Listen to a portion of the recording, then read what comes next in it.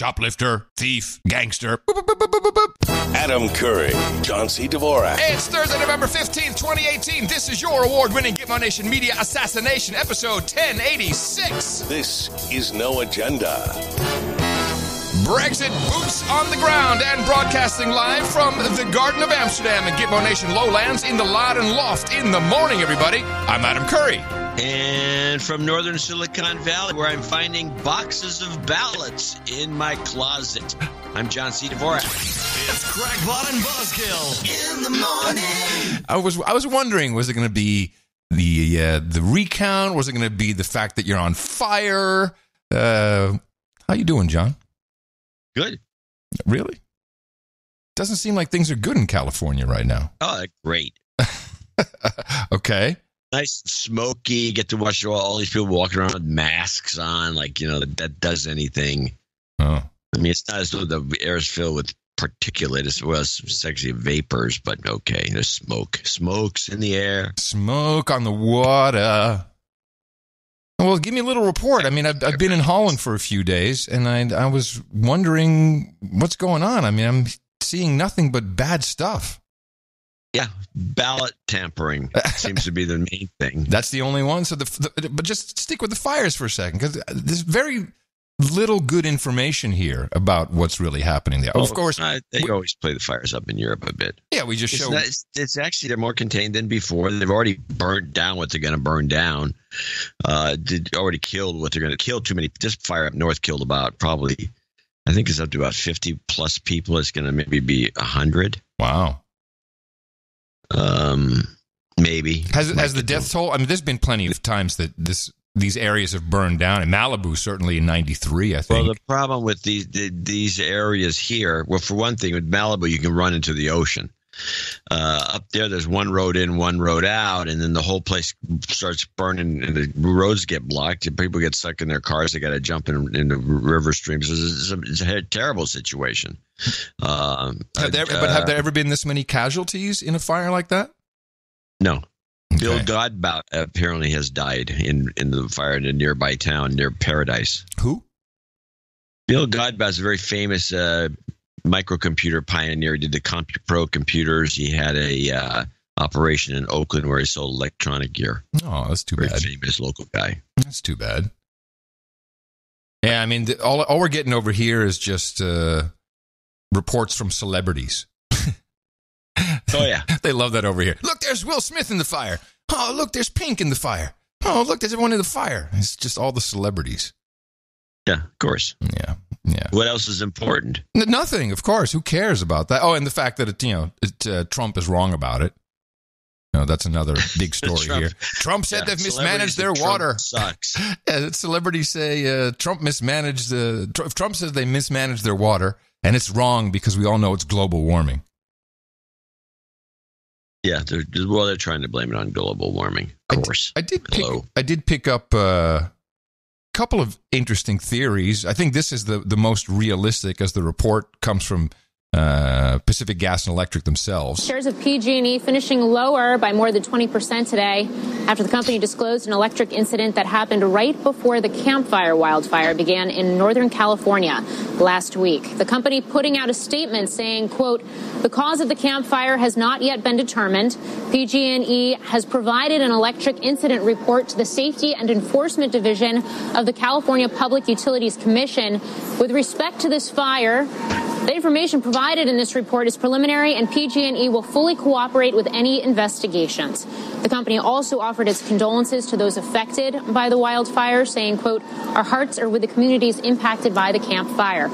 Although the investigation is still ongoing, PG&E says if it is found liable for the wildfire, its insurance would not be enough to cover the costs of damages.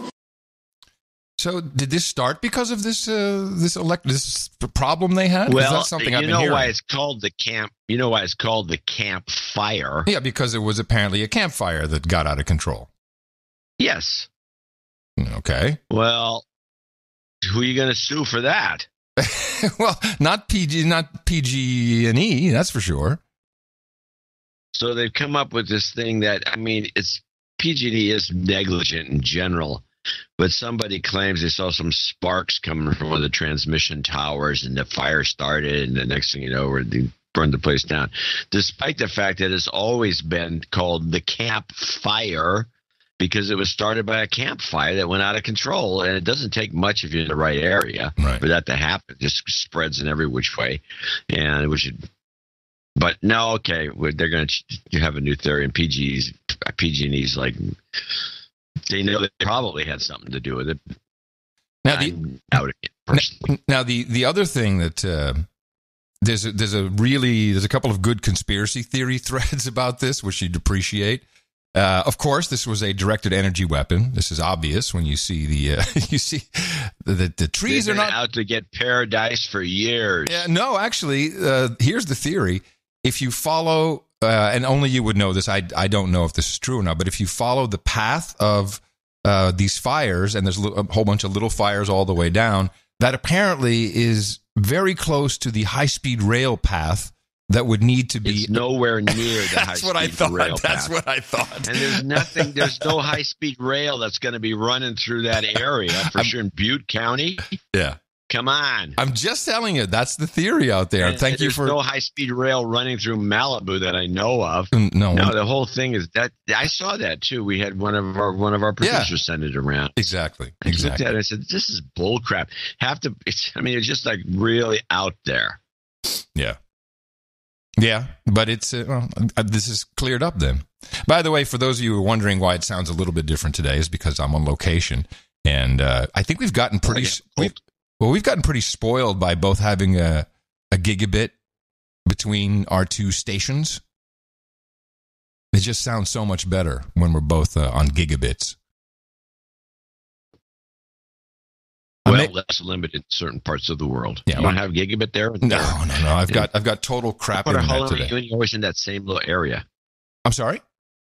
You're always in that same little area of Holland, some ritzy little area where all the rich people are. Yes, I am, but I'm not in the facility that I've been able to use previously, which was fantastic, which is an actual studio, with a better connection than here, like a business level connection, I guess they have.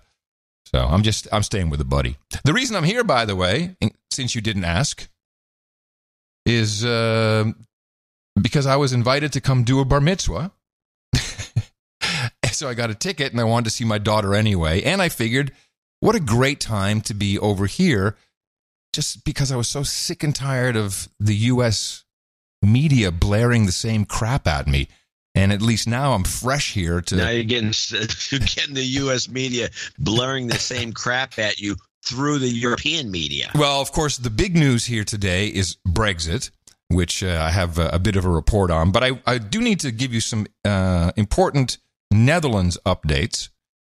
Since today, we had the good holy man, Sinterklaas, the Dutch version of Santa Claus, came in from Spain on his steamship. Was he bringing his buddies with him? He has his Black Pete's, as there was a court ruling yesterday, or the day before yesterday, that said, no problem, the Pete's can be black, bring them on. So that is... so you have a bunch of people in blackface. Yes, we have people in blackface. It's not quite the same here in the Netherlands, that they don't know the blackface culture. But of course, you have so many different cultures now in the Netherlands, certainly in Amsterdam, that it's confusing to a lot of people. And so I don't know if there were any fights or any protests that I've seen yet, but there some protests, it seems to me. I'm sure there was something. I have a question then about the Black Pete's. Mm-hmm. I think I ask this every year, but I have a short memory. Why don't they just use black people? There are black people in Holland.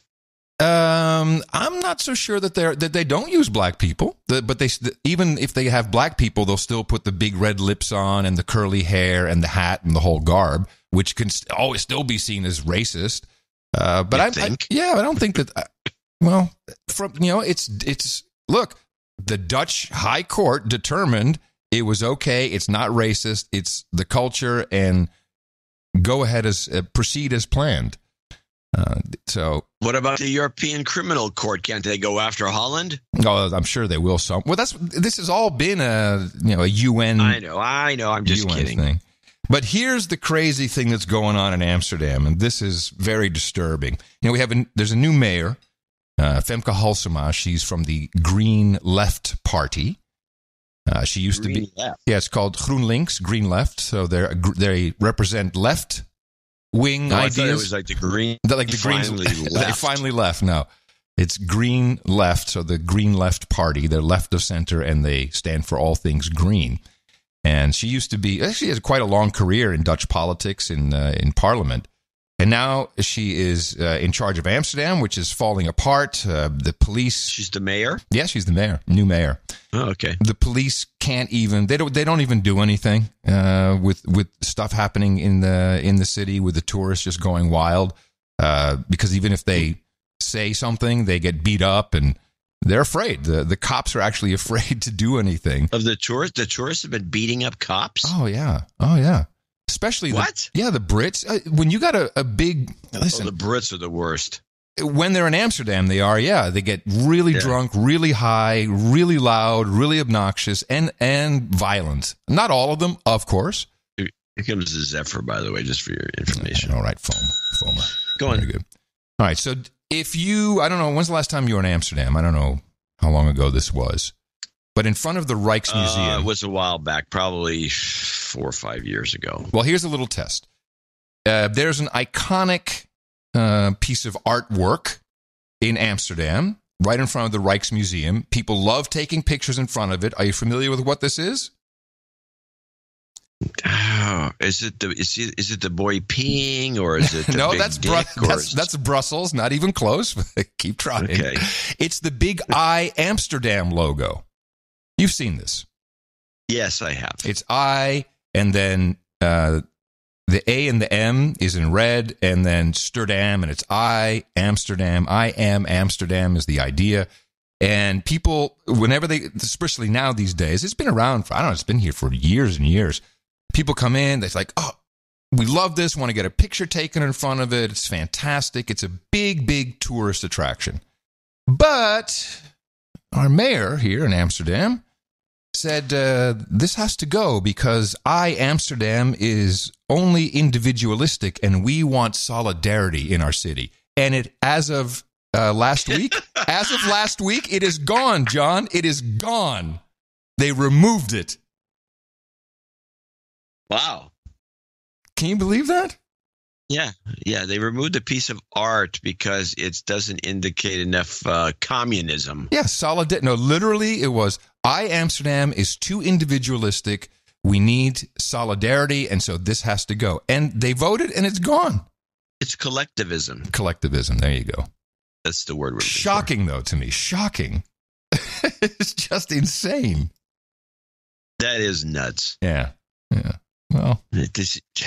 It's just a tourist attraction thing. Yeah, it was a marketing.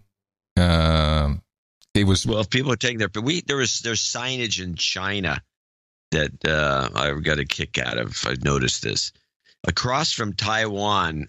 This area of China has this big giant sign that things like 10 stories high, sending some message to Taiwan, one nation, something kind of thing. Mm-hmm. And it's a big giant red sign, and it's all lit up at night, so you can actually see it from Taiwan if you have binoculars. All right. And people just flock to this thing. They have their picture taken in front of it. Yeah, people like stuff like that. Yeah, and so they would like something like that, the art in front of the museum, and then they're denied it. And it's not like less tourists are going to come. Yeah. It's not like less tourists are going to come to Amsterdam because the sign isn't here. No, but they're going to be disappointed if they wanted to have their picture taken by the sign. They're going to be depressed. It's going to make it a negative vibe in the city. Yes. Generally speaking, it's going to be contagious, and then pretty soon they'll be burning down the place. It doesn't take much. Could happen any minute now. Oh man! All right. So on the TV here for the week. It's been one message before we knew there was a Brexit deal. The message was, everybody, you got to get ready for Brexit, particularly if you're doing business with the UK. You've got to get your IT systems ready for customs that you'll be paying, and get ready. And everyone's going, we don't know what to do. What exactly There's nothing to do. There's nothing to get ready for. They really don't know. Here's the reporting from this morning as the Brexit deal became known, and of course the first party members and the cabinet members, I think, started to resign. Welcome back to the program this morning. Resign. It's lovely to have you with us. Well, I think the report will tell us. As we continue this very Brexit-heavy morning. In order to get the very latest from the UK, we're going to head straight over to Westminster, because since we last spoke to you, there has been another resignation. Vincent, in Westminster, give us the update. We're now, into our third resignation of the morning? Yeah, Belle, we only had a short ad break there, but already Theresa May has lost another Cabinet Secretary of State. This is Esther McVey, the Work and Pension Secretary. I've been saying on air for the last 24 hours, she was the most likely person to quit from Cabinet. She is a strong Brexiteer. She's also in domestic trouble with a policy called universal credit here, so that is a nice time for her to resign in protest. And she's just tweeted out a 2-page letter. I've just been scanning through it here, very similar to that of Dominic Raab, who obviously the Brexit Secretary who quit in the last hour as well. She says that the deal that was put before Cabinet does not honour the result of the referendum. Indeed, it doesn't meet the tests you set out from the outset of your premiership. She then goes on to talk about what we won't have control of, about the 39 billion we'll have to pay the EU to get out. And she says it also threatens the integrity of the United Kingdom, which as a unionist is a risk I cannot take. She then goes a little bit on the attack of the Prime Minister, something that Dominic Raab didn't do. She says we have gone from no deal is better than a bad deal to any deal is better than no deal. I cannot defend this, and I cannot vote for this deal. I could not look my constituents in the eye to do that. I therefore have no alternative but to resign from the government. She talks about her time in the Work and Pensions Department, but then finishes by saying, in politics you have to be true to the public and also true to yourself. Had I stayed in the government and supported this deal with the EU, I wouldn't be doing that. So here's the Brexiteers not liking the deal. It's more than 500 pages. Of course, I started to read it. I don't expect to have any kind of analysis, well, hopefully by Sunday. It's a little different than U.S. legislation, so I'm just kind of plowing through it. But here's a 1.5-minute summary, which is kind of what you'd expect. Here is the 585-page Brexit withdrawal agreement, which will seal the terms of the UK's divorce from the EU. A few things jump out. They have managed to solve that problem of having an insurance policy to prevent a hard border on the island of Ireland if the future trading relationship doesn't solve that problem. If it was used, it would see Northern Ireland staying in the EU's customs union, but simultaneously being part of a new UK-wide customs relationship with the rest of the EU. If that came into force, it would come with strings attached. The UK would have to sign up to several areas of EU law, perhaps environment protection, social protection, and how the government would intervene to help companies, so-called state aid. There's going to be quite a complicated system for solving disputes that arise as a result of this treaty, with lots of committees. One of them will be an independent arbitration panel made up of independent people, but they will have the power to refer matters related to EU law to the European Court of Justice. So the ECJ will have a role in this in the years to come.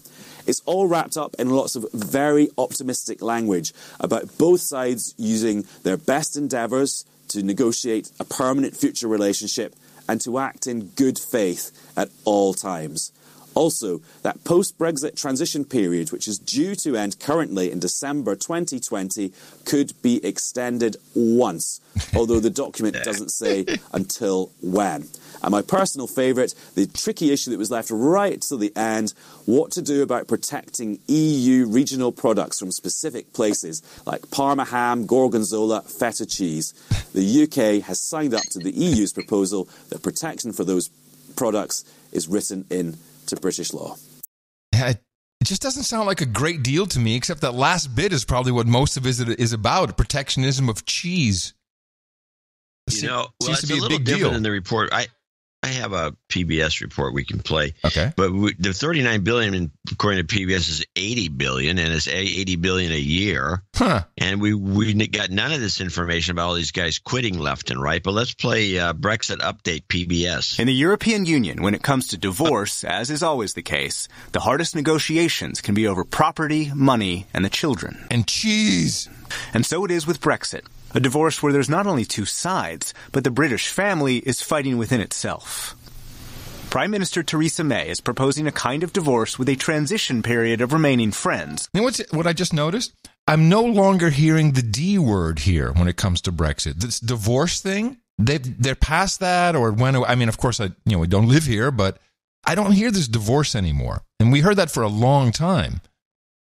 Or maybe it's just the U.S. way of looking at it. Is the best deal possible. Yeah. The choice was this deal, which enables us to take back control and to build a brighter future for our country, or going back to square one, with more division, more uncertainty, and a failure to deliver on the referendum. On property, the sticking point has been the border between Northern Ireland, part of the UK, and the Republic of Ireland, a separate country that's part of the EU. Today, cars can pass easily because there's effectively no border.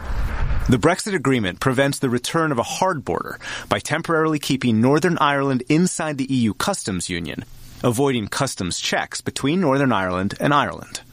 On money, Britain would continue to pay the EU as much as $80 billion for decades. And as for the children, British citizens living in the EU and EU citizens living in Britain, they would maintain current residence and social security rights. This morning in Parliament, May presented the deal as the kind of divorce mandated by the Brexit referendum. We will take back control of our money, laws and borders. We will deliver Brexit, and the United Kingdom is leaving the European Union on the 29th of March 2019. But May's critics from her own party say the break isn't hard enough.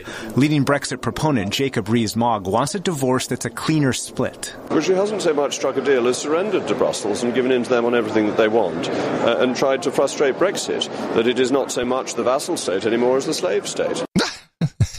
Slaves! Very nice. We've changed from a vassal state to a slave state. Yeah, good work. It's a Hail Mary as far as I'm concerned. It doesn't seem... Actually, of course, since Nigel Farage, he screwed it up by bowing out and kind of backing off after he led this whole... he basically dropped the ball. Classic. He dropped the ball. Yeah. He dropped the ball. He dropped the ball. But he did... No, what happened was... It's like one of those guys, you see it on American football, you'll see this once in a while. There's a guy, he's wide open as a receiver, and he's running. He got the ball. There's nobody around him.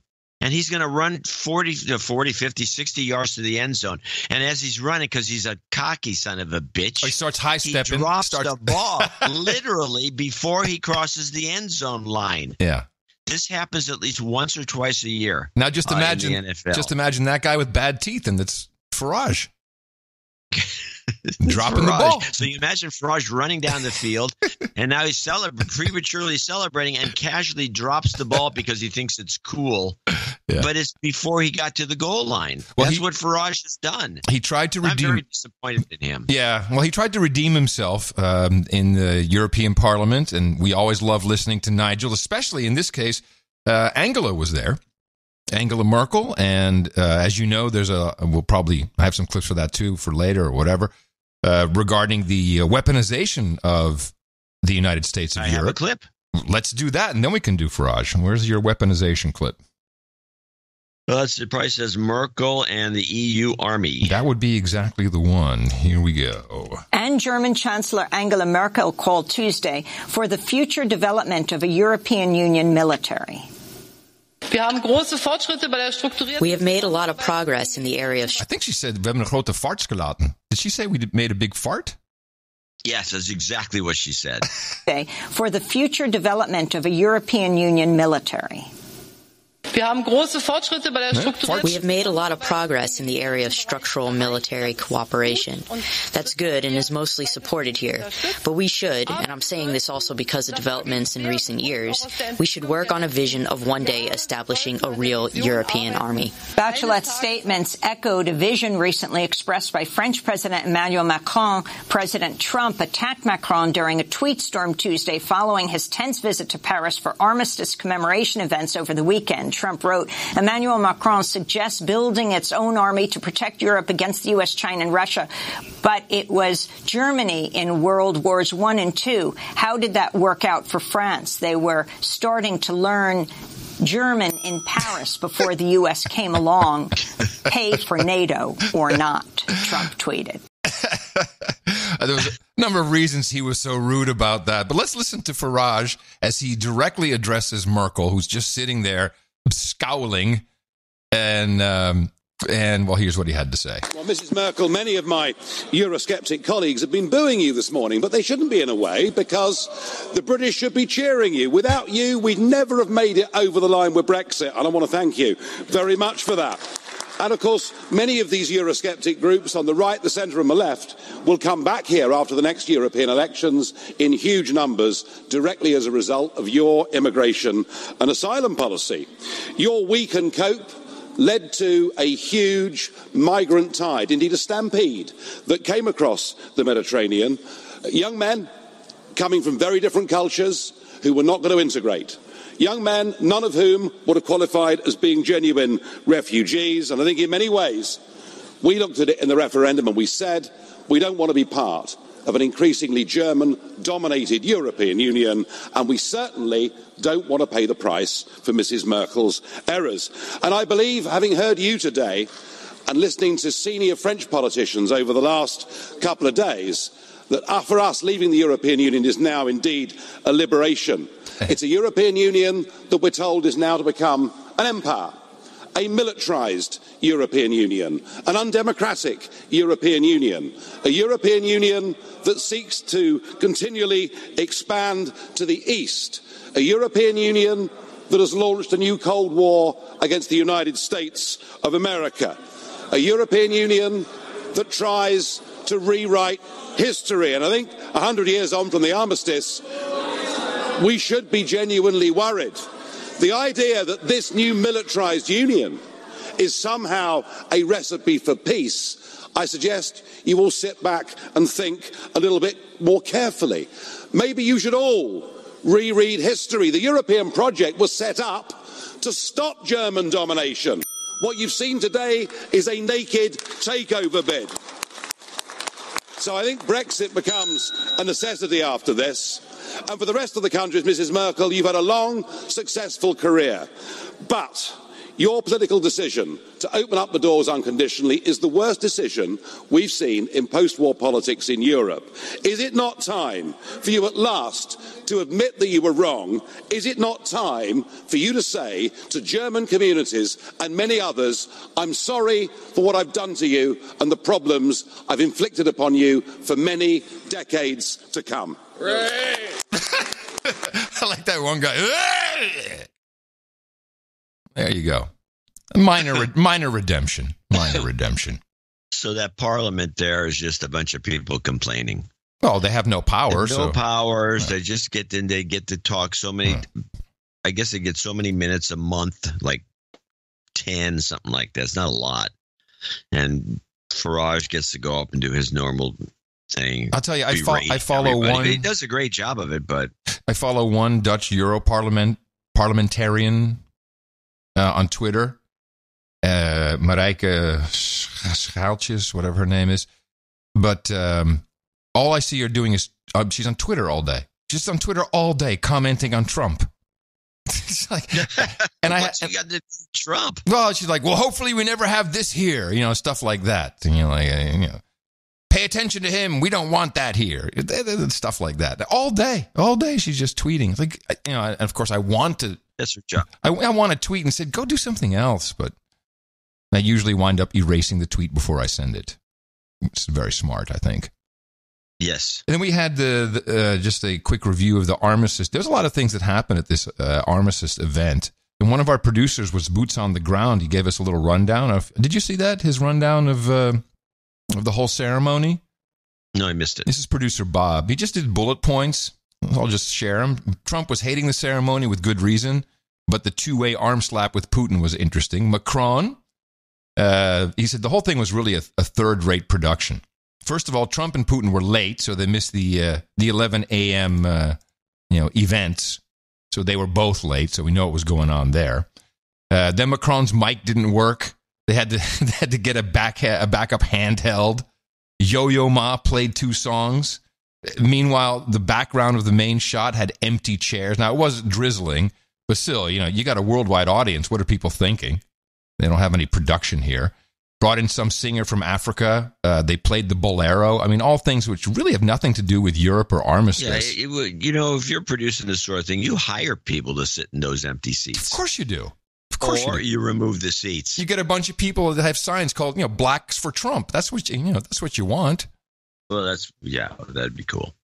There was you can remove the seats too. Had a couple of teenagers speaking at the ceremony, one of which spoke in Mandarin. Again, kind of unclear as to why. Macron's. What does that got to do with World War I? I don't know, but it was it's New World Order, man. It has nothing to do with that. It's just it's multi-culti, no nations, no borders. Everyone's welcome. Macron's speech went on for 19 minutes. Was apparently pretty boring, and all the world leaders were just standing there. It was cold. They were getting wet.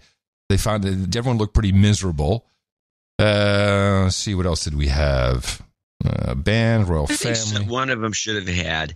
There's the thing you can buy. Usually, I have one of them. I bought it at in Arizona during a kind of spring practice for the baseball teams. Mm-hmm. And I think one of them should have been wearing this. You may have seen him. It's like a hat, but it fits like a hat, but it's actually a small umbrella with all kinds of colors on it. Yes, Trump would look great in that. I think Trump would look great in that. So we had this fracas where Macron, just like would happen here in the States, went out of his way to say nationalism is the exact opposite of patriotism. And there was a couple of slights that I don't think. Did you hear about what Trudeau said about nationalism? Probably didn't get any airplay over there. No. Okay, so here's a report from The National, and actually, it's interesting. Everyone translated what Macron said differently. I don't know if it makes that much difference, but here it is. French President Emmanuel Macron reminded his fellow leaders of the horrendous cost of war, and he warned of what he called old demons rising to the surface. Car le patriotisme est l'exact contraire du nationalisme. Nationalism is the opposite of patriotism. What I thought was interesting is he actually said patriotism is the opposite of nationalism. Yet everyone translated it as nationalism is the opposite of patriotism. It may seem minor, but I don't think it is. Or am I just ant-fucking on this? You might be. It's also, the way things are structured in French, you could flop things around a little bit. I just found it interesting. Yeah. Anyway, let's continue. Car le patriotisme est l'exact contraire du nationalisme. Nationalism is the opposite of patriotism, Macron said. When we say our interests first, who cares about the others? We erase what a nation holds dearest, its moral values. Macron's message was delivered in front of Donald Trump, a self-described nationalist and champion of America First. The U.S. president was listening just steps away, but if he was offended, it didn't show. And Macron was not alone in his warning. If a democracy is to function, you need to have an educated populace and you need to have an informed populace. Well, that wouldn't be America, boy. Justin Trudeau spoke after today. Not going to happen. Exactly. That's nowhere. Ceremony at the Paris Peace Forum, organized to mark this 100-year anniversary. Trudeau called out those in power who attack the media. Yeah. Listen to this. You got to guess who he's talking about. Saying that can only weaken democracy. When people feel their institutions can't protect them, they look for easy answers. In populism, in nationalism, in closing borders, in shutting down trade, in xenophobia. No, he's wrong. They look for easy answers in podcasting. Thank you very much. That's where it's easy. They look for easy answers in populism, in nationalism, in closing borders, in shutting down trade, in xenophobia. Trudeau didn't mention any politicians by name, but Russian President Vladimir Putin, who Trudeau sat next to at the Peace Forum, has been accused of using social media to foster confusion and influence elections. Trudeau never mentioned Donald Trump either, but the U.S. president routinely calls the media enemies of the people and has a habit of labeling any story he doesn't like fake news. Trump wasn't there to hear Trudeau anyways. He skipped the Peace Forum altogether. Since is in Canada, is it okay to say anyways? Is that Canadian English? Well, let me think. Anyways, I just found it's just kind of odd. It's like, anyways, maybe it's okay there. But I have been asking around here. Hey, go on. I've been asking around, and I said, do you here in Holland? Of course, this is a country that was devastated by the Nazis. Is nationalism bad here? And pretty much everyone says, yeah, it's bad. It's not a good thing to be calling yourself a nationalist. And to me, I just find it rather odd that here we are, probably the past 70, 80 years, nationalism has been defined in every dictionary I've looked at online. But as patriotism. So why didn't we change that in the dictionary? I mean, it's okay. The word gay has changed. Well, this is hijacking the language. But when did the hijack take place? I don't know when it was hijacked, but that word was hijacked probably... well, they would blame, you could see the interpretation, the Nazis. Well, yes, of course. Nationalists and Mussolini. The Japanese, I don't know. But if you look up the word gay in the dictionary, which has really only meant homosexual in the past, 30 years? I don't remember when it began, but it just took off. Yeah, but not 70 years. Homosexual men and women. Yes, but that's in the dictionary as an alternative description. For nationalist and nationalism, there is no description of it being the opposite of patriotism. In fact, the first description of every dictionary I could find is it is the same as patriotism. Well, the gay definition, if you looked at a dictionary from the 1920s, wouldn't have homosexuality as an alternative. Right. But it does today. When did it appear as one? And thus, since it did appear at some point as one, because that's the way dictionaries work, the nationalism thing has to appear as one eventually in one of the dictionaries, and it'll take off, and then pretty soon nationalism will be a bad word. I think it should be word of the year. I do have a description from Jim. You might be right, by the way. Could happen. Jim Kessler, who's this Third Way as some think tank, I guess. He's a VP of policy. Anyway, he was on Tucker. I cut Tucker out because it just annoys me to hear him. And so I put together his definition of nationalism. I mean, of course, a leader is going to put the interests of their own country ahead of others. That's not nationalism. Nationalism is a loaded term. I mean, the definition of patriotism is I love my country, and nationalism is I hate your country. I couldn't find that in any dictionary. Just want to say. He's making it up as he goes along. The definition of nationalism, especially when you're in the European context where President Trump made that statement, is the nationalism that engulfed Europe in the 1920s and 1930s. The Nationalist Socialist Workers' Party, that's the N for Nazi. Ronald Reagan never used the term nationalist. He used the term patriotism. And especially Donald Trump is using this as a weapon. So certainly in the European context, everyone knows that nationalism is what led to the rise of Nazi Germany. And look, of course you want your leaders to put is that true? Is it truly nationalism that led to the rise of Nazi Germany? I think the interpretation can be made. Yeah. It's just an interpretation of what led to the rise of Nazi Germany. A lot of people would say it was the economic conditions, and it was also the way they were treated after World War I. Was Charles de Gaulle? There's a lot of reasons that it evolved. Was Charles de Gaulle a nationalist? Yeah, I would say to the max. Is he seen as a horrible man? Only by people who worked with him. So, certainly in the European context, everyone knows that nationalism is what led to the rise of Nazi Germany. And look, of course you want your leaders to put the interests of your nation ahead of others. That's what nationalism is not that. Oops. Yeah. Wow, good gag. Isn't that great? Let's hear that one again. Everyone knows that nationalism is what led to the rise of Nazi Germany. And look, of course you want your leaders to put the interests of your nation ahead of others. That's what nationalism is not that. Oops. Nationalism is basically saying our country is always right. There are other countries, they are always wrong, and it is to separate us from other countries, and he is using that term as a weapon, because that word is now a loaded term based on what happened in the 1920s and 30s, and you know it. I would love to see that in the dictionary. It means that you love your country and other countries are wrong. That would be a great definition if we put it in there.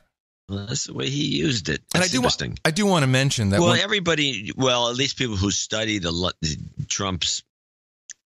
way Trump operates, he's doing it on purpose. Of course he is. What else is new? No, nothing else is new. I was going to say something. No, I forgot. Oh, I was going to say that. Get back to your thought. You were talking about this guy. Here's the dictionary. Well, here's my thought for a second. That everyone's falling over Trump's purposeful use of the word nationalist, and we know why he said it, but we also know why he said it, because he wanted to call out all the white nationalists. Which, by the way, the French weren't talking about that. No one was talking about nationalists being a racist thing. See, in the States, it was a dog whistle to the KKK. But over here, true or not, that was exactly what was said. Oh, we all know. I'm not arguing with you. Yeah, but over in Europe, it's like, well, no, he's a Nazi. It's not the same thing.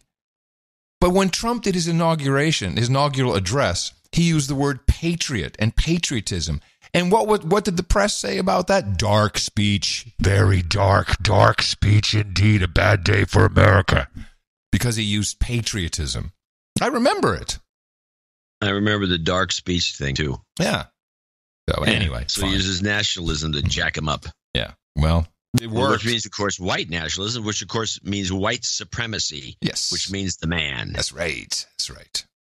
Well, that is causing a lot of interesting problems in the United States with, they don't know what to do because the Democrats took over the House with more than enough seats to say they won. And so Pelosi's back in play. Yeah. Now, has this happened yet? Is she Speaker of the House? It's ongoing. Because there's two steps to it. First, Pelosi has to take almost all the party. Because she has to take over as Speaker of the House, the whole House votes. Mm-hmm. And, of course, the other party in power will vote for somebody that's not going to win, who's a Republican. Well, hold on a second. Trump said he would get extra votes for her from the Republican side if she needed it. But what I'm seeing over here, at least, is there's a faction of mainly I see AOC, Alexandria Ocasio-Cortez, walking around demonstrating. I mean, she's a real troublemaker. Well, she's going to find herself she's going to find herself screwed by Nancy Pelosi. Everybody in California knows about Nancy Pelosi. She is a hard ass, really old fashioned politico. And the story, Mimi knows a couple of these stories, and she says that Pelosi's one of her tricks is she's very personal. She always acts kind of dumb. She's a little bit like that mobster who claimed to be insane while he was running the Genovese or one of the other families in New York and staggered around in his underwear. Oh, I remember that. The old guy, the Don. Yeah, I remember. And it was the 80s, wasn't it? 80s in New York? Yeah, I think so. I remember that. So Pelosi gets people in her office, and she's very personable. I guess she's a charmer, and she gets people to talk. And then she gets anything that she can on them, and then she uses it against them as blackmail. So she's like a real hard-ass type who you wouldn't know it. But these people are walking in. It's all these newbies coming in, and it's also being led by this Marcia Fudge. Fudge? Who Marcia Fudge. We've talked to her about her before. She's a congresswoman from Ohio. She's kind of in the Maxine Waters, Jackson, what's her name? Jackson wing of the party. But she's got her act together a little more in terms of her. She doesn't say crazy stuff. At least I haven't found anything. But here, let's play a clip of Marcia Fudge and where we're headed.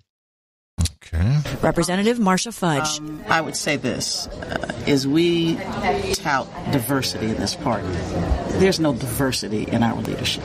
I mean, if we're going to talk about it, if we're going to talk the talk, we need to walk the walk. Got some diversity. Yeah, and here's play this clip. This is Desjardins on Pelosi with Kicker. Oh, this is from PBS? Yes. Yeah. She does not have that right now. In particular, 10 of the new freshmen who arrived today campaigned saying that they would vote no, would not support Nancy Pelosi. And there's another 24 who haven't said which way they would go. So there's an insurgent group of Democrats who are putting out a letter trying to get enough signatures to show that Nancy Pelosi can't cross that threshold in January. But we haven't seen the letter yet. It's not clear who their chosen candidate would be to replace her. Late today, Ohio Representative Marcia Fudge, who you heard from in our report, said she might consider running herself, but a lot of questions about that. Well, we did hear from some of the new and the former members or longtime members just now in your report, but you've also been talking to other folks. I want to ask you what they're saying and the who. I mean, who would it be if it's not Nancy Pelosi? You just mentioned Marcia Fudge, but who else? Well, this group of insurgents says that they would like it to be either a woman or a person of color. Oh, and that's one reason Marcia Fudge is a top candidate, because she represents both of those groups. But it's not. Is she gay? That would be even better. Clear who else would be in the mix. I think, Judy, a really important group to watch is this new group of freshmen. This is a tricky position for them. They campaigned on bringing fresh ideas, new blood to the Capitol, and here they are faced with a Democratic leadership team that has been in office for 10 to 15 years. Do they oppose them? Do they not? I will say this. It was interesting, Judy, meeting these new freshmen today. They are one of the most self-possessed and strong group of new members I've ever met. It's remarkable, especially because so many are first-time candidates. So, self-possessed is the term she used. Self-possessed. Which I think means that, I think it actually, what it means is really super confident, overconfident. Which I think that means they're full of themselves, which doesn't surprise me. Yeah, that's self-obsessed, of course. What I was reading is that Ocasio-Cortez is one of at least 10, but maybe more, maybe 14 Democrats who are trying to block Pelosi's appointment or election within the House. Yes, this Speaker. Is right. And so she's going to find herself in a world of hurt. I don't think she has any. I mean, I like that she's doing it. I think that's, she's at least staying true to her message, but watch out. You don't cross Nancy Pelosi. Well, if you do, you better, if you're going to go after, you're going to take the knives out, you better finish the job. Yeah, exactly. If you're going to pull out the gun, you got to pull the trigger. Yeah, I would say. There was also a big protest. I don't have a clip of it. I do have a clip. Yeah, it was the that was her climate again. Change protesters in the Pelosi office. Listen to this is, by the way, there's a woman in here that comes on, and I had to take her segment because she's so hard to understand because it was poorly mic'd, and I compressed it a little bit and kind of boosted it. Okay. But you have to listen to this. This is the woman that kind of one of the spokeswomen, and if you could see it, she is clinically. I'm not a psychiatrist, but she looks nuts. Sorry. Yeah, I'm sorry. And it's too bad you can't see the visual of this. Okay, I'm closing my eyes though. Is there anyone that I can visualize to help? You know that woman that was in the middle of the street in the green thing screaming, no, no, no, Trump, Trump, Trump? Okay, we got it. On Capitol Hill, police arrested 51 youth climate activists Tuesday as they held a nonviolent sit-in protest out inside the office of House Democratic leader Nancy Pelosi, demanding a Green New Deal and urgent action on climate change. Oh, yeah, it's the Green New Deal. That's what she's pushing. I've been reading about it. And I should mention this. This was targeted at Pelosi for no real reason I could tell. She's all been for all this stuff. I think it's part of this movement to get her kicked out. And they all had very newly printed T-shirts that all said the same thing, something dumb. But it was just it was very staged. It was very organized, and it was actually quite interesting to watch. The only thing I think where they screwed up was to have this spokesperson go nuts on camera. Philadelphia activist Sophia Zaya of the Sunrise Movement said she's compelled to act because of the historic wildfires raging in Pelosi's home state of California. Back in Nancy Pelosi's home state, 42 people were just burned alive by wildfires that are described as fire tsunamis that we literally do not know how to fight. And she's come to that crisis with a water gun, saying that she's going to revive a committee to talk about evidence of climate change that maybe would have been helpful back in 1968 when Exxon first learned about climate change, but that today... except the climate change was going to freeze in 1968, Missy. It's so far from what we need. New York Congressmember-elect Alexandria Ocasio-Cortez, the Democratic socialist who last week became the youngest woman ever elected to Congress, joined the protest inside Pelosi's office, telling the activists she'd push for the U.S. to get to 100% renewable energy. Ocasio-Cortez was on Capitol Hill for freshman congressional orientation. Today's protest came as the fate of a landmark lawsuit brought by young climate activists remains in doubt.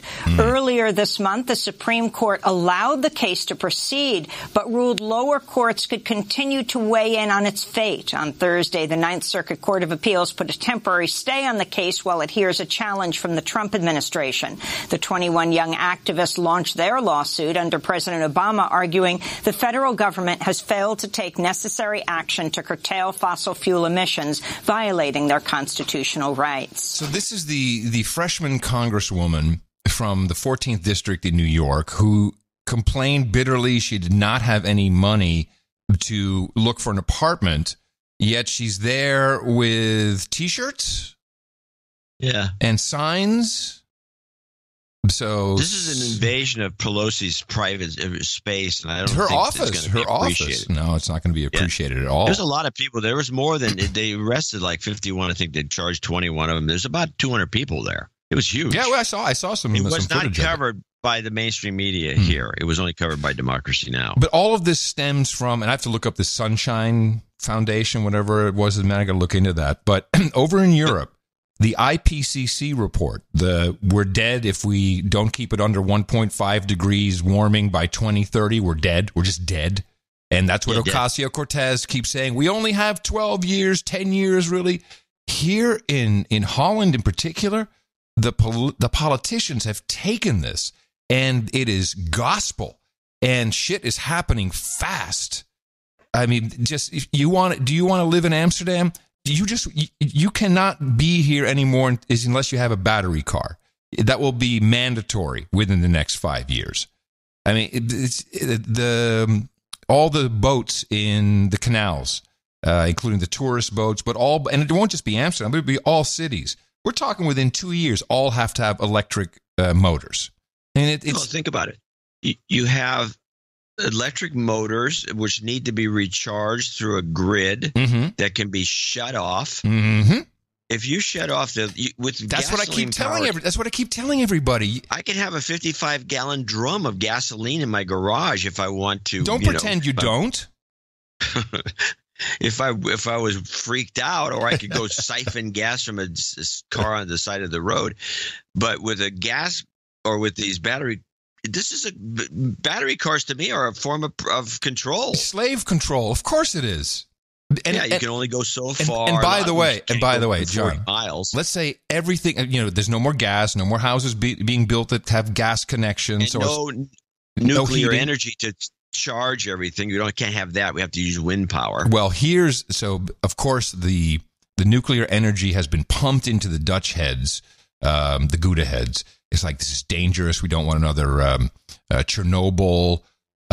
It's gotten so far that one of our producers said, you remember Pandora's Promise? It was actually a CNN funded documentary. No. You do, because Sir Atomic Rod consulted on it. I went to see it in the movie theater, and it was where like 3 people were there because there was some, like Sabrina the Teenage Witch opened up next door and there was no one in the theater. Well, it's called Pandora's Promise, and it's a bunch of former Greenpeace people who hated nuclear energy, and then once they really were exposed to some science about it, they completely flipped. That movie used to be on the Dutch Netflix. It has been removed. It's gone. That's how far it's going. Yeah. It's anyway. So the IPCC report and so the Green New Deal is what's happening here. Is a whole new economy built around batteries and electricity. That's the whole economy, and I guess wind and solar as well to charge the batteries. But yeah, if the price of oil goes up, cost of living goes up. But it's kind of slow. It can take a couple weeks, a month. It goes up, it goes down. But with electricity, you can just determine tomorrow. No, we're just going to raise the rates. Boom. It's completely discretionary. So yes, it's totally slave control. That's a control mechanism. Yeah. It's much better. What you want is you don't want the gas. You want the diesel. You want the diesel vehicle, and you can do anything with a diesel. Yeah, 55-gallon drum. Yeah, that will work. I do have a crazy social justice warrior going nuts. You asked me on the other day if I could bring a couple more crazy clips. Oh, Orange Man bad stuff, that kind of stuff. Yeah. You interested? Of course. This is what I like the best. This is, let me see, which university was it? Well, I'm just going to go out on a limb and say it was in California. Just a guess. And Dinesh D'Souza was doing a speech. As you know, Dinesh D'Souza, a very dangerous man. Troublemaker. Troublemaker for sure, but very, very dangerous man. And I think we could put him in the Nazi category. Could we put him in the racist category, even though he's brown? But can we put him in the racist category? Can we just put him in all of those categories? If you feel like it, I mean, I'm not going to object to it. Here is someone who was going to see the speech. Honestly, if I were to draw a perfect white Republican guy, that would be the guy who's just standing there talking to this very upset man, white man. And here's what it sounded like. Maybe if someone had stopped Trump stopped Dinesh D'Souza, all these motherfuckers who make a fucking living out of spewing hate, you should crawl back into your mother's rancid womb, gestate for a few more hours, slime back out, and then learn something about not being an entitled white piece of shit. Because motherfuckers like you come here and you have no idea what it's like to be gay, to be a person of color, to know what it's like to live with institutional racism, sexism, homophobia, transphobia. Yeah, you idiot. Do you not realize? I told you if I had chocolate milk, I'd spit on you, and then you'd be such a little baby, because that's who you kind of people are. You fucking cry about chocolate milk getting spilled on you. You had a Jewish woman arrested at Florida State. Yeah. Cry? You're the one who just threw that at my face. Yeah, because you deserve it. You deserve a lot worse. Yeah, I'm passionate. I don't believe people should be promoting hate speech that leads to mass shootings by angry, white, broad-turner motherfuckers like you. If I was your father, I would kill myself. Oh, man. Who's he yelling at? There's some guy who was just saying, hey, I'm just going to go in and watch this lecture. And this guy is just railing on him. On who? To this the Republican-looking guy who just wants to go in and listen to the speech. He's just some random guy he's screaming at like this? We don't see the setup, of course, of what happened, but the confrontation is this guy's going in, and this guy is basically saying, you can't go in there. Talk about your amygdala problem. Oh, this is bad. This guy's out of control. He needs to seek therapy. He does, and he's also... Probably has to be put on meds. It's like he's not already. Yeah. Jeez. Wow. Yeah, it's very, very sad. And there was something that happened in your neck of the woods in Berkeley. This was a very upsetting affair for the students of Berkeley, and it's I have to have a report, and then I think I can explain a little bit. This is, by the way, is only about student the student Congress, and so I guess they all pretend like they have government at school and they have senators. I wasn't aware of this. The Associated Students University, ASUC, yeah. What's it called? ASUC. ASUC, okay. Well, Senator Chao, who is an elected senator at the school, she's Asian American and she's Christian. And with this whole and they had 5 hours of people yelling about her because she has to be denounced and she needs to resign. And the reason why does she need to be denounced? I will tell you. When Barack Obama was president, he sent a letter. It was I think it's a friend of the court letter, maybe. I don't know if it was a friend of the court, but a friend of something letter regarding Title IX. And Title IX is very, very simple. It says any school in the United States that has any type of federal funding may not discriminate based on sex.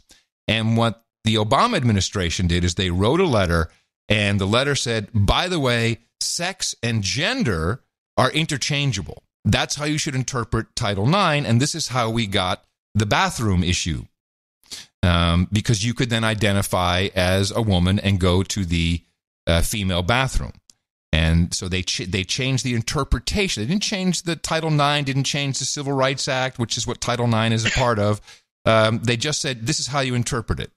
There is an understanding that the Trump administration wants to send their own letter and say, no, gender is not the same as sex, and sex is determined at birth or pre-birth, and it comes right down to chromosomes.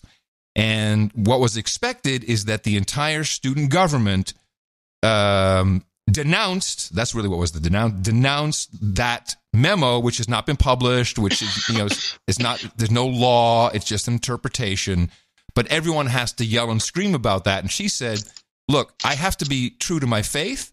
I am Christian, so I believe that there's a man and a woman, and that is the only two types of sex you have. And I'm going to abstain from voting against this. So she has to be denounced just for abstaining. Yes, abstaining. And it got heated. What was interesting about this, and I'll just play a little bit of this clip. I think it's like 40 seconds or something. So this is a big room, and there's speaker after speaker. They had 100 different speakers all bitching and moaning about this. But the kids in the auditorium, there's some applauding going on, but in general, they're all finger snapping. It's just finger snaps, which I know you kind of like because you were It's cool, man. Takes you back to the 50s when it was bongo time. Exactly. Stand up like that. When trans people are under attack, what do we do? Stand up like that. When queer people are under attack, what do we do? Stand up like that. Say no, fight back. Last week's Senate agenda appeared to be business as usual, but this week's meeting was anything but normal. After making anti-LGBTQ plus statements So she's being accused of making anti-LGBTQ plus statements by abstaining from a vote. That's why she's being accused of being Where did you get this clip? This is Cal TV. This is Berkeley's own on-campus TV station. Wow. Oh, good yeah. Fine. Oh, yeah. To be business as usual, but this week's meeting was anything but normal. After making anti-LGBTQ plus statements last week, ASUC Senator Isabella Chao met with backlash. It was standing room only in the Senate chambers. Supporters of Chao and a vast majority of protesters spoke. ASUC tells us that over 100 public comments were made in the span of 3 hours. Then maybe the senator who is sitting here right now, too, can as well. Right. We should not be the only ones demanding for your peer who has said these things going against the ASUC Constitution. I am ashamed of y'all sitting here who have not denounced her. A petition circulated prior to the meeting calling for Chao to resign. Other calls included the possibility of a recall, as well as urging the ASUC to revoke sponsorship from the InterVarsity Christian Fellowship, who actively supported Chao. Undergrad, grad students, and even alumni took to the podium. What did she say? Alumni? Just tell me it's alumni. Yeah, it's alumni. You think, is that what she was talking about? I don't know what the word she said was. Alumni? Alumni. Alumni. InterVarsity Christian Fellowship, who actively supported Chow. Undergrad, grad students, and even alumni took to the podium. Tonight is not about bullying Senator Chow, but making our campus and wider community understand the impacts of invalidating and demeaning rhetoric. Tonight is not about free speech, but about the separation of prejudice and personal beliefs with institutional policy. Tonight is not about dismissing the Christianity as universally toxic, but about validating the experience of those at the hands of bigots who have cowardly hid behind religion to justify their actions. So they're saying that this fellow student, is a coward and hiding behind her religion to be a bigot. Christianity is toxic, universally toxic. He said. Toxic. No, I think he said we don't want to call it universally toxic. No, I don't think he said that. Yeah, he did. He did. Well, he did. Well, he said it in a way. Yes, I agree that it was purposely said that way. But wow, I mean, they're all playing grown up, and they're just a bunch of punks, really. What do they know, these children? What do they know? We're in this high school student government, and we're going to... Something to mock UN. Recall votes. I mean, come on.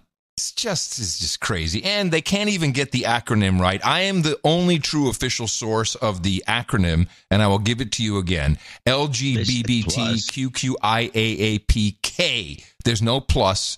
K is the last one, and that stands for kink. And that is all you need to know. However, our buddy down under, Maynard, he's always sending us little cool interviews, and this one actually works well for us. He interviewed Fiona Pattern, who is... I think she's a member of the Sex Party, which now is called the Reason Party. But he grabbed a hold of her and said, he asked her about the acronym. And that seems to be so common, doesn't it? Thou dost protest too much. Particularly in the religious circles, the ones that really hate the gays tend to like a bit of dick. That's right, exactly. What did Maynard just say? What did he say? He said, the ones who are the most vocal about gays tend to like a dick, I think he said. Let's check it again. Religious circles, the ones that really hate the gays tend to like a bit of dick. That's right, exactly, yes. I'm not gay, but the guy I fuck is. Yeah. Hey now. And how do you go on doing the LBGTQI? Can you actually say that in one sentence? Yes. Go. LGBTIQ plus. Now, so you just put a plus at the end. Does that just include everyone else to stop adding more letters? What's the reason for that? I think we're going to come to, yes, we cannot add any more letters to that acronym. In fact, I tend to just call it my rainbow community or my rainbow family. Oh, there you go. My rainbow family. I like that. Rainbow family. Yeah, family. Thanks, Maynard. Hey, by the way, just a question. Seeing as there's been such controversy over the Redskins as a sports team, should we not have the same conversation about the Nationals? Well, if they're called the nationalisms. No, they're not called the national. Is a member of the sports team, the Nationals, a nationalist? I think, that's just a facetious question, but I would say that if you put together a pressure group and made a stink about it using nationalism as the basis, we could probably do it. I'll bet you could get some traction. And with that, I'd like to thank you for your courage and say in the morning to you, John C., which is just one of the C's in the IPCC report, Dvorak. In the morning to you, Mr. Adam Curry from far away. The morning, all the ships at sea, the boots on the ground, the feet in the air, the subs in the water, and all the dames and all the knights out there. In the morning to the troll room. Hey, trolls. NoAgendaStream.com is where you can listen live and join the troll room. They always get the bat signal on Thursday and Sunday mornings, U.S. time. And thank you for being here and keeping us live and on our toes. Also, a big in the morning to Cesium 137. He brought us the artwork for episode 1085. The title of that was Trans-Aged. And this was an interesting piece of art for two reasons. One, it was just a great piece of art with, if you recall, John, it was the multiple profile faces and the white one in the middle with the big X on the forehead. Right. That same day that we released this, and I think Nick the Rat tweeted it, the Google homepage image was eerily similar. Do you think they stole it? No, I don't know why. And it could have been the other way around. Maybe Cesium got inspired. I don't know. I don't think so. Cesium's not that kind of guy. No, I don't. He never gets inspired. I'm not. Hey, no. I would never say that he had done that, of course. What happened here? Oh, brother. Let me see. It's still working? Yeah, okay. But it was uncanny. It was just like, wow, it looks, I mean, it's not the same, but it's the same concept. It's very interesting. And we thank Cesium 137 for that beautiful piece of art and all of our artists who diligently support the program by giving us art to choose from, not just for the album art of the show, but also for the newsletter. And of course, a lot of this does wind up at noagendashop.com. It's noagendaartgenerator.com. Thank you again, everyone, for your courage, especially Cesium 137. Well, we do have a few people to thank for show 1086. As we head to show 1089, which is an important show for all kinds of symbolic and metaphorical reasons. Okay. Why? It's 33 squared. Ooh. Is that 1089? Yeah. 33 squared? Yeah. Excellent. All right. Multiply 33 times 33, you get 1089. Fantastic. All right. Well, we're not there yet. Well, we got shows to go. It's coming soon. Sir Onimus of Dogpatch, $1,000 and two. $1,000 and two. Nice. Yeah, I put it $2. Two. So he did send a note in as usual, with no jingles, no karma. Mm-hmm. This is from Sir Onimus of Dogpatch in Lower Slobovia. Dear listeners and producers, just a reminder that in this record-setting economy and stock market, give thanks this month with donations to the show. Thank you to and all the people behind the scenes that support your infrastructure and remarkable data resource offered in show notes.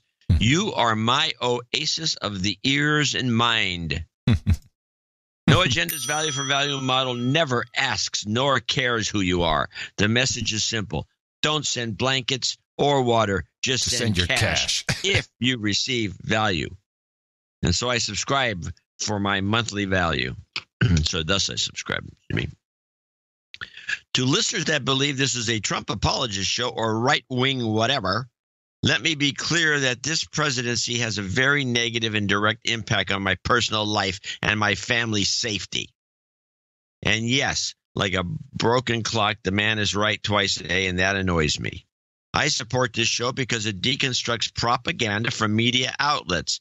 The current media overstates his BS, which doesn't need exaggeration, just as they overstated Obama's brilliance, which needed their help.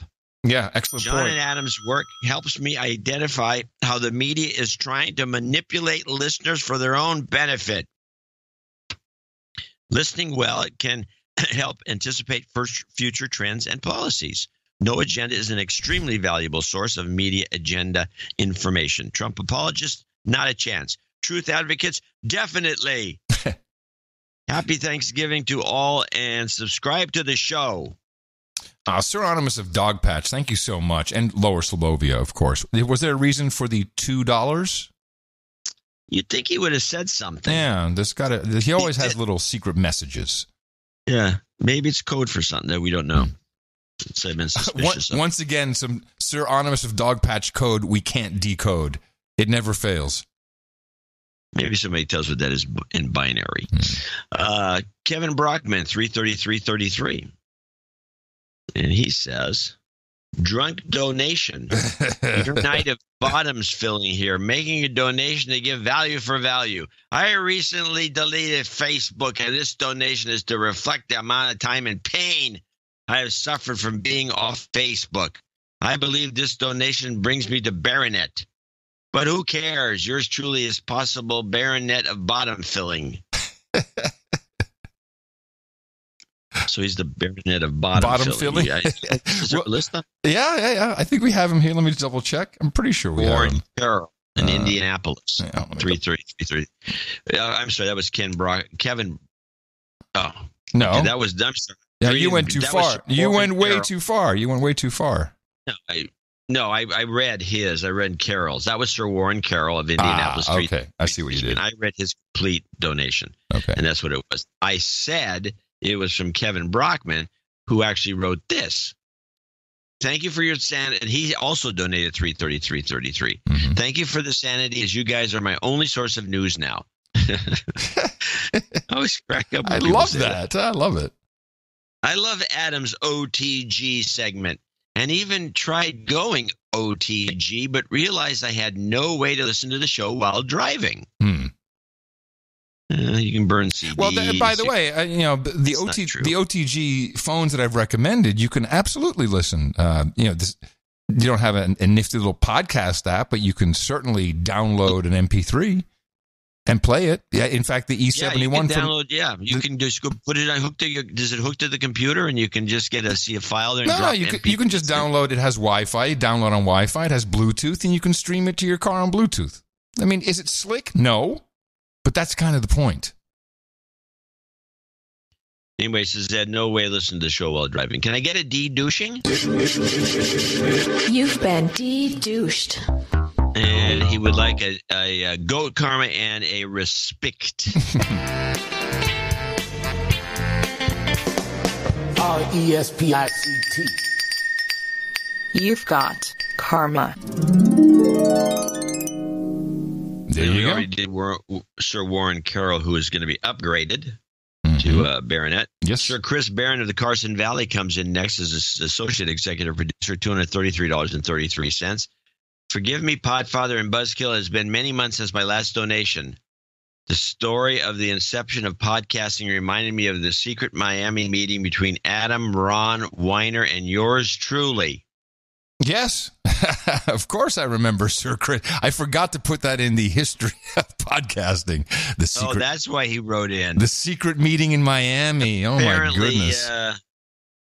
goodness. He was left out of your story. Well, this was after the podcasting had already launched, and it was in iTunes, and it wasn't until then. Seems like a million years ago, he continues. Yeah, it was. Keep up the great work on the show, and if I may humbly ask for some job and health karma, it'd be much appreciated. Yes, Sir Chris Barron of Carson Valley. Yeah, KJ. And since I screwed up the goat karma for Sir Warren Carroll, I will turn that into jobs, health, and goat karma. Jobs, jobs, jobs, and jobs. Let's vote for jobs. You've got karma. The goat karma is for Kevin Brockman. Yes. Michael Hager in St. Louis, Missouri is our last associate executive producer. And he came in with $200, St. Louis. Loved the show. That's all he said. Short and sweet. Yes, thank you very much. And thank you to Michael Hager and Kevin Brockman as non-royalty and peerage in the top today. And, of course, we have Sir Onimus of Dogpatch and Sir Warren Carroll and Sir Chris Barron of Carson Valley. Always good to see those names there. And thank you for supporting the work that we do. And here we are once again, different corners of the globe and still bringing you the show. And that support is appreciated.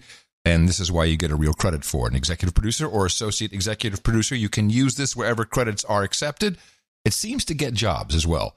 And we'll be thanking more people $50 and above in the second part of the show. And remember to support this for our Sunday broadcast at Dvorak.org/NA. You have certainly learned a little bit about some words like nationalism. Come on, propagate the formula. Our formula is this. We go out, we hit people in the mouth.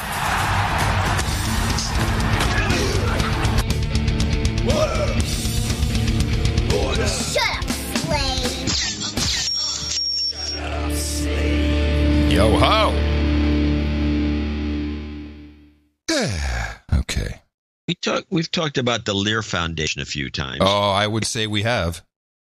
And you have that old clip, but I was watching, somebody drew to this. Well, hold on a second. Came to my attention by one of our producers. Can I just say something? Why don't we, if I can find it here, why don't we just play the numbers clip from Hollywood Lear?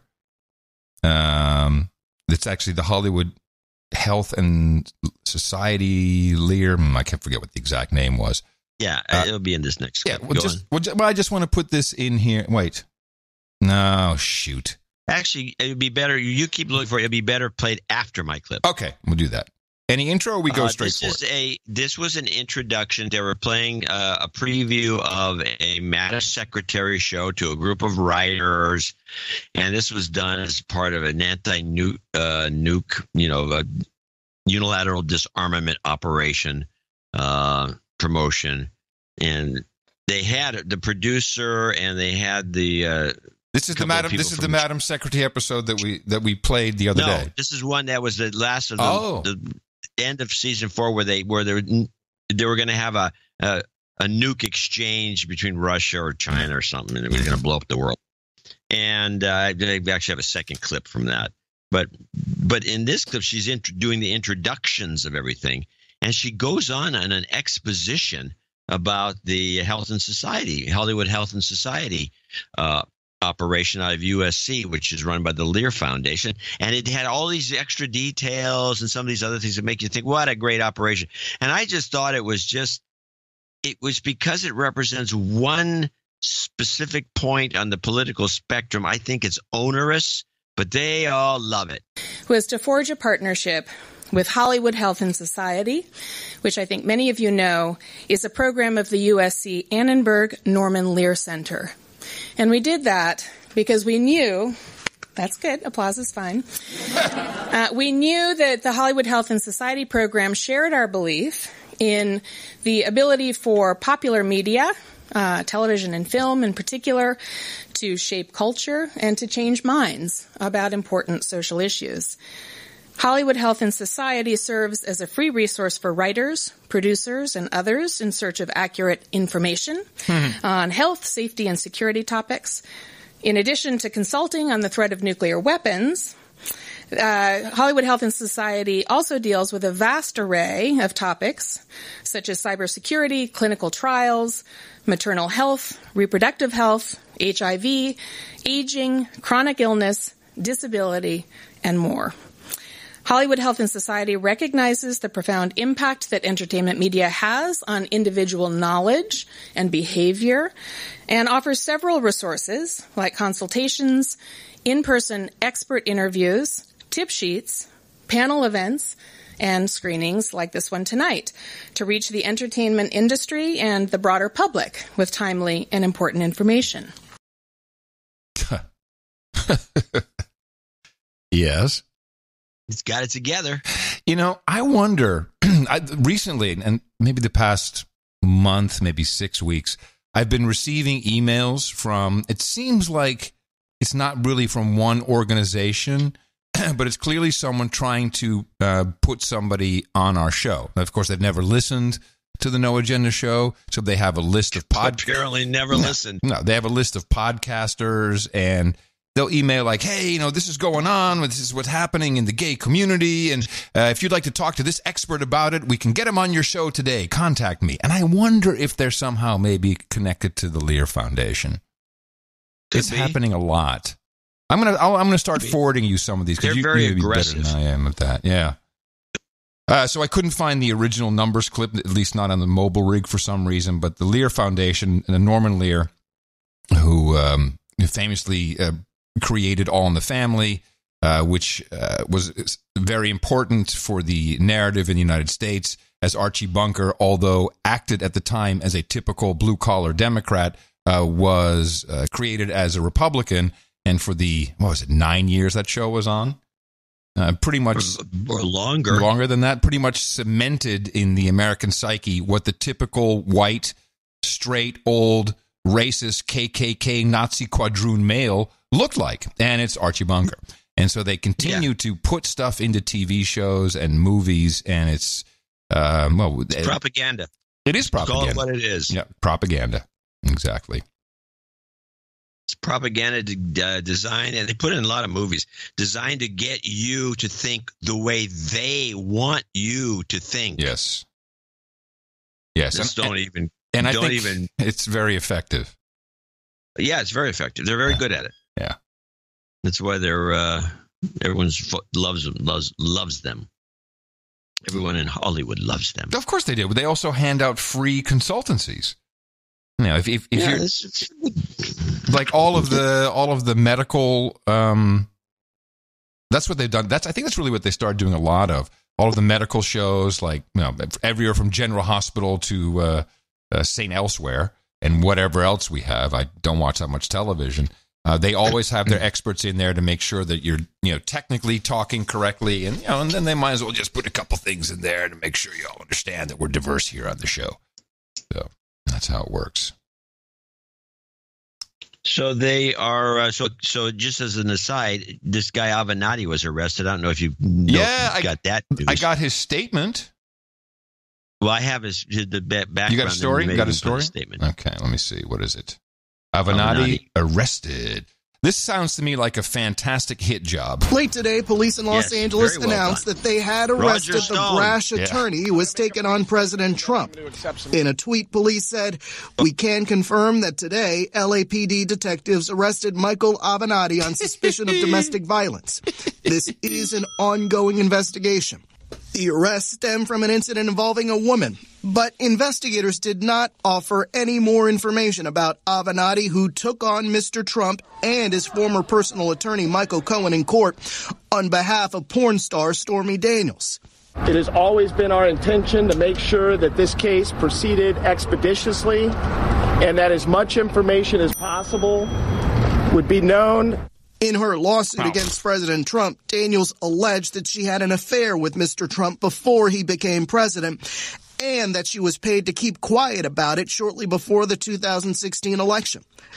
Avenatti also represented Julie Swetnick, who made sexual misconduct allegations against Supreme Court Justice Brett Kavanaugh during his confirmation hearing.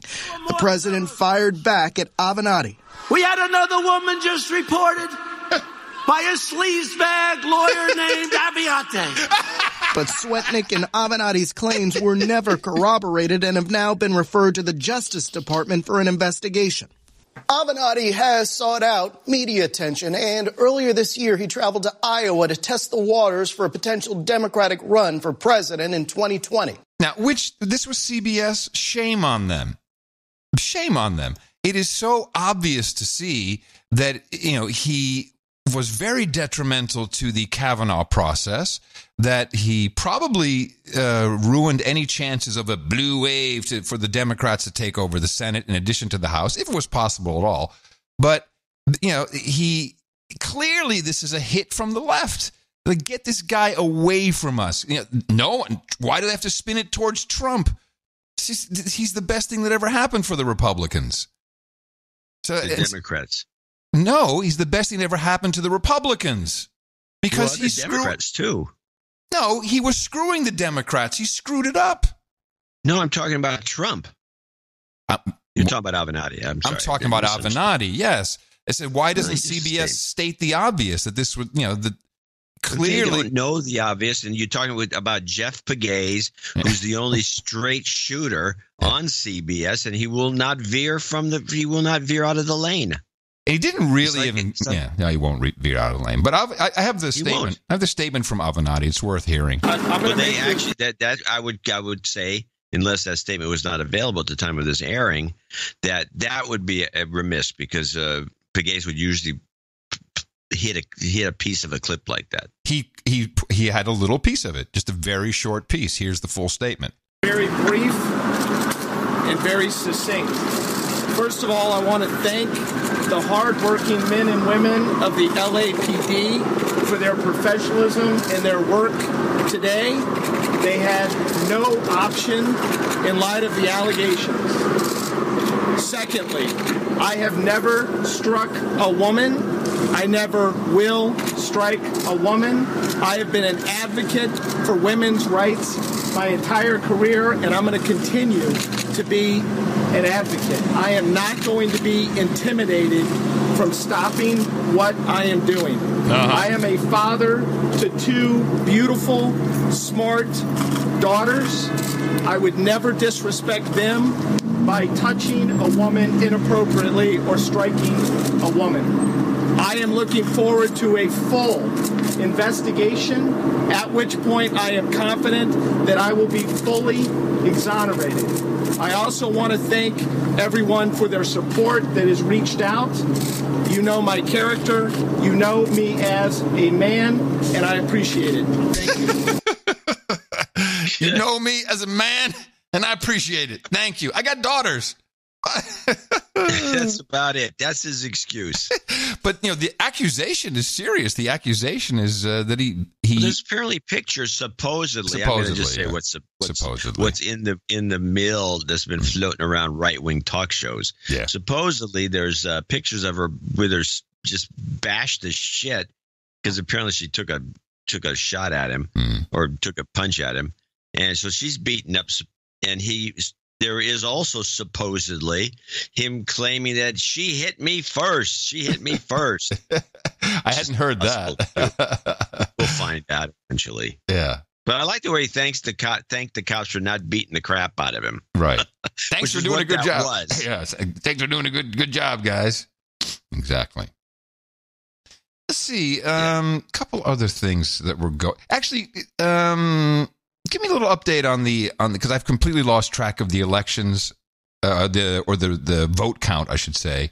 What do we still have an issue in Florida? Florida is still a problem. They're redoing a lot of votes in California, and I don't really have an update clip. Okay, but because they're all pretty boring, the machines in Florida stopped working. Florida is just a nightmare. I do have something that's kind of an update that you need to catch up on, which is what's going on with Amazon. Okay. You mean Amazon HQ2? HQ 2.5 or whatever it is, because it got two of them, one in Virginia, one in New York. The New York one is backfiring as I was suspecting it would. And I want because of the tax breaks? Well, because of New York. So I have enough said, yeah. Yeah. I have a clip, an intro, and then I have this guy, Kim, who's a state senator or a state assemblyman, who's going on and on about this. And then I have a third clip, which is the U.S. Congress Progressive Caucus, which is kind of a contrast to what these other clips are doing. But try Amazon Intro DN. I think I have a dupe of that. We begin today's show looking at Amazon and corporate welfare. Protesters are heading to the site of Amazon's future office complex in Long Island City, New York, today to condemn the city and state governments for showering Amazon with massive tax breaks and other giveaways in order to entice the company to expand into the city. On Tuesday, Amazon officially announced it would split its so-called second headquarters between New York and Arlington, Virginia, just across the river from Washington, D.C., after being offered more than $3 billion in tax breaks and other incentives. As part of the deal, New York taxpayers will even build a helipad for Amazon CEO Jeff Bezos, who is the richest man in the world. Amazon recently became the world's second U.S. company to be valued at over $1 trillion, thanks in part to the fact that the company paid no federal taxes in 2017. Amazon also built its company in part by not collecting local sales taxes on goods sold online. I got to say two things about that. One, the helipad is no big deal. Shut up. It's just not a big deal. Getting it certified takes. He can build his own helipad then. It's not like a big, whoa, boy, thanks, man. That's really cool you built that. Two, saying it's disingenuous for any report to focus on the fact that it's just across the river from Washington, D.C., where what's really going on, it is next door to Spook Central. And no, they emphasize the Pentagon rather than Spook Central. Yeah, but it's Spook Central. Arlington, Virginia. Yeah, no, I'm not going to argue this. No. This is a very poor report. Play the Amazon intro without I just want to explain why that's a problem. Because let's just presume that they're all in bed with the spooks. They probably are anyway. The amount of data, corporate data, applications, online web stuff, I mean, the entire commercial internet is, even we, to some degree, use Amazon's infrastructure. And how fantastic it is to just, people can just walk across the street and walk right in, and we can go look at it. We could technically look at anything we want to. That's a huge problem. I mean, everything has an Amazon, AWS backend somewhere. Hey, man, don't you trust our government? All the way, bro. Play this Amazon intro that just says intro, because at the same time, I thought it's the same clip, but this may be something else. We begin today's show looking at Amazon and corporate welfare. Stop it. Kill it. The problem is I obviously screwed up. No, that's okay. Oh, no, I didn't. I didn't screw it up. Move down to Cuomo and Amazon, because they have Cuomo going on and on about this. Is kind of important. The largest economic development initiative that has ever been done by the city or the state or the city and the state together. For every dollar we invest, we're going to get back about $9, give or take. Just like the Olympics. So to find the money that we need to invest in the subways, invest in schools, etc., this is a big money maker for us. It doesn't make money for the shareholders. Why would it make money for you? Costs us nothing. Nada, niente, goose egg. Hey, he speaks multiple languages. We make money doing this. That was Governor Andrew Cuomo, who joked he even would offer to change his name if Amazon selected New York. Anything else I can think of that'll get us over the top, anything they want named Amazon, I'll change my name to Amazon Cuomo if that's what it takes. What a douchebag. Oh, my goodness. He said that? Anything they want, I'll change my name. Really? I'll change my name to Amazon Cuomo. Very good. Well, from now on, that's what he's known as Amazon Cuomo. So this guy comes on to rant about this, and I thought it was kind of funny because he makes a comment that the progressive wing of the Democratic Party took over the state assembly in New York State, and they're not going to put up with this. The problem that I have with it is there's a discrepancy with what the progressives want on one hand and what they want on the other. But let's play. This is Kim. The guy's name is Kim, and he is the senator they brought on. Yeah, first of all, I am absolutely outraged that New York, under Governor Cuomo, is willing to give away up to $3 billion of taxpayers' money without any consultation. This isn't my money. This isn't your. This is the people's money that is willing to just give it away to the richest man on the planet when we are literally sleepwalking into a supernova catastrophic financial meltdown. Did he see supernova instead of supernova? Man, people are not good with their language no more. Consultation. This isn't my money. This isn't your. This is the people's money that is willing to just give it away to the richest man on the planet when we are literally sleepwalking into a supernova catastrophic financial meltdown after 10 years from the last financial meltdown. More people living in debt than ever in the history of humankind as we speak right now. In New York alone, New Yorkers, we have over 1 million New Yorkers living with student debt, unable to pay the minimum amount, barely getting by. This is, by the way, is AOC, Ocasio-Cortez's argument as well, that we could have paid off everyone's student loan for this. But instead of when did the student loan thing blossom? Wasn't it under Obama? No, I think this wait, you mean when the actual debt blossomed? Yeah. Yeah, I would say that's within the past 10 years for sure. Yeah. Yeah. Yeah, definitely. Well, didn't he? Yeah, no. I believe that Elizabeth Warren, as a part of her grand scheme, I think she did something where, yes, I remember what it is. Even if you go bankrupt, you can't get rid of that debt. That's what it was. Good work, Obama. Is that her contribution? Yes, it is. In New York alone, New Yorkers, we have over 1 million New Yorkers living with student debt, unable to pay the minimum amount, barely getting by. But instead of bailing out the people here in New York, our own Democratic governor is willing to transfer wealth out of New York and give it directly to the pockets of the richest man on the planet. That is ridiculous, and it's about time we step up as Democrats and as progressives and really put an end to corporate welfare. Well, Assemblyman... And by the way, that's total horseshit. I mean, it is not... I'm sorry. He is not... No one is Cuomo is not literally giving the money to the richest guy in the world. That is just not true. Give it directly to the pockets of the richest man on the planet. That is ridiculous. And it's about time we step up as Democrats and as progressives and really put an end to corporate welfare. Well, Assemblyman, this whole issue of how the Mayor de Blasio and the governor negotiated this deal, as you say, in secret, and then apparently the mayor agreed to allow to bypass the city council by allowing the state to be the prime mover in assembling the land and the project. Could you talk about that and what could be done at the assembly level to challenge that? I'm introducing legislation to claw back this deal. Under the New York State Constitution, actually clearly states that we're not allowed to give any corporate subsidies or money to the private sector or business or corporation. They're getting around it by working with quasi-government agencies that was designed for the last 60 years to execute this type of transfer of wealth. And we can redesign it. Because we designed it, we can redesign it to work for the people of New York. What's the point of having a majority progressive Democrat state Senate that we work so hard for in the state of New York if we can't stop one man from transferring $3 billion of taxpayers' money to the richest man on this planet?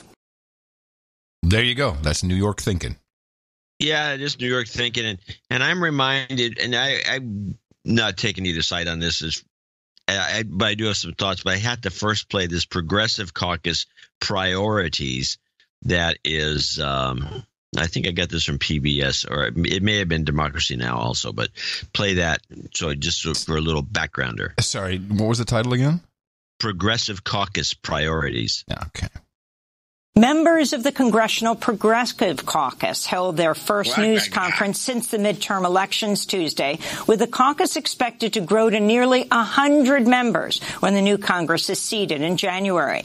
Democrats took a cooler tone when asked about plans to abolish ICE, an idea many progressive Congress members pushed earlier in the year at the height of the public outcry over President Trump's family separation policy. Caucus co-chair Mark Pocan, who introduced a bill over the summer to do away with ICE, said abolishing ICE is still on the agenda, but that higher priorities for the caucus are health care, jobs, and dealing with the culture of corruption.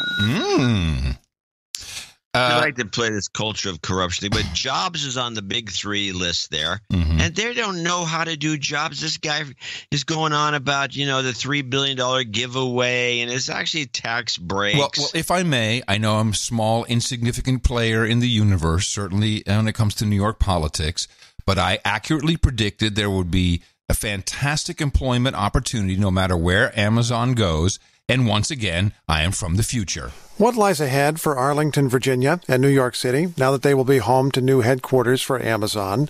One way to find out is to study the city that has been headquarters for Amazon up to now. Carolyn Adolph reports from member station KUOW in Seattle. Seattle city planners thought they'd get 18,000 workers when they signed up to put Amazon in a neighborhood north of downtown. They got 45,000 people and 6,000 dogs. 6,000 dogs! And that's just the headquarters. People here cross the street in packs. And the people are dogs too! The Whole Foods at noon rivals Grand Central Station. Woo! And lunch is a huge affair. Man, who would want to live there? 6,000 dogs go to Amazon's work. I don't know how you could twist this story into an anti-dog story, but you did it. I salute you. Thank you. I was just waiting for my opportunity, sir. I love dogs. It's dog owners I have a problem with. I will say that this part of Seattle that they're talking about is really been transformed to such an extreme. It's very weird, very early in the morning or on a weekend or something, because it's very strange, like being a financial district on a weekend, if you know what that's like. Like Wall Street. Of course I do. Yeah, it was like it's spooky. Or like the city in London. Shoot a movie. But I have mixed feelings about this, and I should mention what I think is that Queens is really pretty much like Oakland or a Hayward. It's not suburban technically, but in some ways it is, and it's pretty shot. It's nothing like they've revitalized Brooklyn, and now everything's very expensive there, and Queens properties are all going to be going skyrocketing. And people, I always get a kick out of people who say, "Oh, geez, I got this house, but now I bought it for $20,000 and now it's worth $5 million. I hate these people for moving in here." Which is a very kind of a complaint you get up in Seattle. And it's going to improve overall. It's going to modernize. It will modernize, and probably to the benefit of Queens. It will move a lot of old ladies out, and it's going to be a problem, but they'll be getting some compensation, I'd hope. But it's going to be ruined. It's going to be ruined and improved. You don't know what to say, but it can't keep going. It can't just keep being Queens forever. It's really Queens is. I have no offense to the Queens listeners. I'm sure there's a couple, but it's just not it's not a vibrant place. It's a town full of commuters and old timers. I haven't been there in a long, long time, so I wouldn't know. There's no reason to go. There's no reason to go. I do have a related Amazon story, which we're kind of waiting for the follow up to this to get some important information. Yes, you going to say something? No. Oh, I'm sorry. I thought just crows flying around the house. Oh. Well, he's coming for you. Millions of Americans have them. Of crows flying over the house as we speak. Okay. And state prosecutors hope one of them contains crucial evidence in a double murder case. Alexa comes with a price. Timothy Verrill is accused of murdering 48-year-old Christine Sullivan and 32-year-old Jenna Pellegrini. Authorities say they were stabbed to death at this Farmington home in January of 2017. As Verrill awaits trial, a judge has granted the state's request to access recordings of an Amazon Echo smart speaker, which was in the kitchen at the time Christine Sullivan was killed. I think most people probably don't even realize that Alexa is taking account of what's going on in your house in addition to responding to your demands and commands. UNH law professor Albert Schur says this is becoming more common. Prosecutors believe the Echo, which uses Alexa voice commands, might have recorded audio of the moment Sullivan was attacked, as well as the removal of her body. State police have the speaker, and now the judge is telling Amazon to turn over the recordings from its server. The Attorney General's office was smart not to just say, hey, we got possession of Alexa, the dot, so to speak. We can do whatever we want with it. They were smart to get an order from the court. Amazon says it won't release any customer information until a valid legal demand has been properly served. So, of course, the reason why we're watching this case is to see if there is indeed some recording that would not have been triggered necessarily by a wake word and was just there, or how did it know to start recording based upon some screams, or we don't really know. But I'm very interested in this, of course. Yeah, you played a similar clip last show. Oh, I did? But we haven't gotten any further. We haven't gotten anything.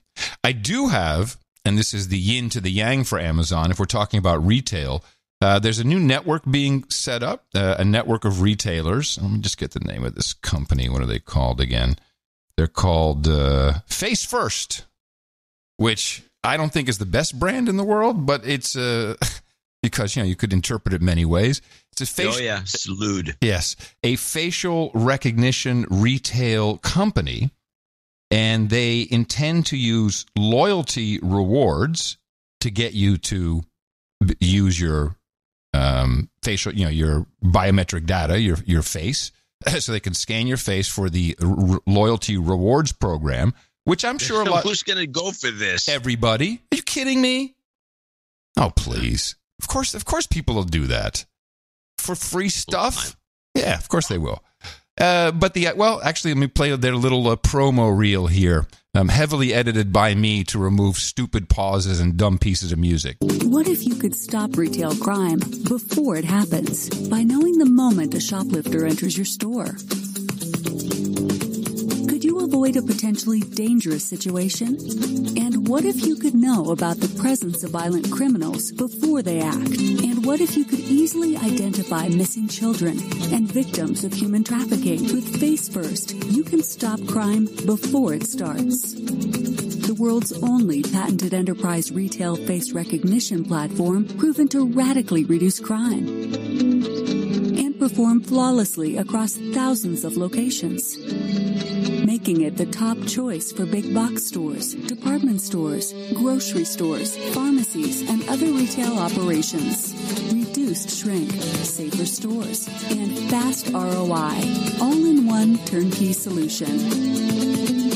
Learn more at facefirst.com. And so the video, of course, is shoplifters. And you Minority Report, zoom in, rotate, enhance, match. Rapist, shoplifter, thief, gangster, lost child, it's all this stuff. But, put a time code down, please. Okay, but they are, they're using all of the retailers. They're collecting all of their data from all of their customers. I'm sure they're matching it with, purchase data, credit card data. Of course, it's all done for that. But then, law enforcement can also find use for this stuff. Yes. So look forward to that. It's probably deployed in many places. We just don't know about it. I have not received the loyalty program request for facial recognition, though, yet. Wow, your chair really needs some oil. If you're hearing anything, it's those crows. Oh, okay. I mean, there's there's not as bad as it was a minute ago, but these crows. I saw this murder. Was group of crows is called yesterday over by Whole Foods. It's about 1,000 of them, and I don't know what they're talking about, but they're talking. They're talking amongst themselves. Yes, they are, and there's an area around here where they decide to meet up once in a while, and they fly over the house and they just make this horrible racket. But your problem is with crows; they're a very smart bird. You can't throw anything at them or anything because then you're screwed. They'll just crap all over your car and they're vindictive. It's terrible. They're vindictive. Yeah, you have to be very friendly to crows. Just a tip for people who aren't familiar with these birds. Okay, go on. I'm sorry. There was a New York Times article, an expose about the face bag, and did you read? Hopefully, you read this about. How the head of IT went to the board and said, "Hey, holy crap! I haven't been able. We still got these Russians in here. This is a big problem." Yeah, right. And she was yelling like, "You threw me under the bus!" And they used all kinds of horrible. In fact, the claim that the New York Times printed is that Facebook itself worked with a Republican, marketing firm, and they actually steered people towards a fake news. Facebook steered people towards a fake news article about Soros funding something, and they did that to isolate different groups of people, but they were using these actual tactics. I mean, it's the whole article is well worth a read. And I was looking today, and the stock is, this stock was $218 just a month ago, or maybe 5 weeks ago, and now it's at $143. Well, at least last time I looked, and they're in big trouble. They're in big trouble. At least on the stock. You don't think so? Nah. Oh, come on. The kids are all off FaceBag. I mean, they haven't been on FaceBag for years. It has nothing to do with this. Well, I think it does have a lot to do with it. When you have Mark Benioff, CEO of Salesforce, saying Facebook is the new cigarettes, I think that does hurt. Sounds like it would be more attractive to kids if you say something like that. It's your theory. Well, the numbers itself, and there's a lot of studies have been done, show that at least 45% of heavy FaceBag users have stopped using it or deleted the app. And that is, from what I understand, pretty much across the board. The kids were already on Instagram. They're already not interested in FaceBag. Doesn't matter because Instagram, I think, is very successful. It's probably keeping the company afloat. But when you having run a public company, when you have a stock price in decline and bad news, you get new employees who came on, their stock is way underwater. They haven't vested and they just see that it's all negative. The money's negative. You get a negative vibe. You get There's people protesting inside, outside the company. It's not good. It's really damaging, and particularly for people who were thought to be such high flyers. And I'm sure there's a brain drain. There's all kinds of things going on. And then you get Wozniak. I'm not quite sure why he weighed in on it, but he was asked about social media in general, and he came up with something about FaceBag in particular. Oh, I think social media is a good thing that serves a good purpose. Even Facebook. Great idea when Zuckerberg was in the dorm. This is going to get people together and they'll be able to communicate ideas that are important to them. He didn't sit down and say, how can we come up with something that later on will be able to trick everybody and make a ton of money advertising what their desires and wants are. Oh, no. I think social media has a good part. It's not right for me. In other words, it's good for some people, most people, but for me it's not, because it doesn't work well for me. I'm a little bit of a quiet, shy guy. Well, you do have a Twitter handle, I noticed. I have a Twitter handle, but I never read Twitter. I never go in and actually participate on it, except to share my location, something I started a long time ago with an app that was called Foursquare then, so my wife would be able to see where I am. And somehow I just kept doing it out of habit. We stick to our habits better. If anyone wants to kidnap a wealthy guy... I mean, why would he say this? This is pretty crazy. He is worth some bucks. I'll tell you one thing: the social networks become so habit forming. I used about a year ago, I used Facebook for the first time, even though I had a Facebook handle and sometimes answered people's inquiries where they saw me post where I was. I only used it for three months. I would be standing in a line at an airport, and I'd start scrolling through. Look at all these posts, all these funny dog ones. I'll send them up, and I saw some of my good friends were in there, and then I thought it's habit forming, and I don't like addictions, and I don't like things that are habit forming. And I said, wait a minute, if I've got solitaire, I don't need Facebook. So I gave up my account, but I didn't say it's bad for other people. It's not good for me. It's not the right thing for me. I gave it up, haven't missed it, have felt only good since. And yeah, I've missed some nice, good fun animal and people and animal helping animal type videos. I miss that. I could go find it somewhere. What is he's in animal videos? Yeah, I don't know about that. It was a little odd, Woz. Let me just cite this directly from the New York Times. While Mr. Zuckerberg has conducted a public apology tour in the last year, Ms. Sandberg has overseen an aggressive lobbying campaign to combat Facebook's critics, shift public anger towards rival companies, and ward off damaging regulation. Facebook employed a Republican opposition research firm to discredit activist protesters, in part by linking them to the liberal financier George Soros. It also tapped its business relationships, lobbying a Jewish civil rights group to cast criticism of the company as anti-Semitic. I mean, these guys were doing some nasty stuff. You think any corporation's not doing that kind of thing constantly? Well, yes, but they're so holier than thou. Well, yeah, if you buy into it. I just think Facebook is Facebook, and unless something comes along the way Facebook came along it was LiveJournal, and then MySpace came along and knocked them out of the box, and then Facebook came along and knocked them out of the box. And I see nothing that's come along that will take Facebook's place. And until that happens, what are you going to do? Oh, I think Instagram has already done it. I think Instagram's a different model. It works completely differently. Yes. And Instagram's owned by Facebook. I mean, at least I have a clue about that. No, that's okay. That's my point. I'm talking about Facebook. The product is definitely in decline in usage. Yeah. Well, I'm not. I still think it's a.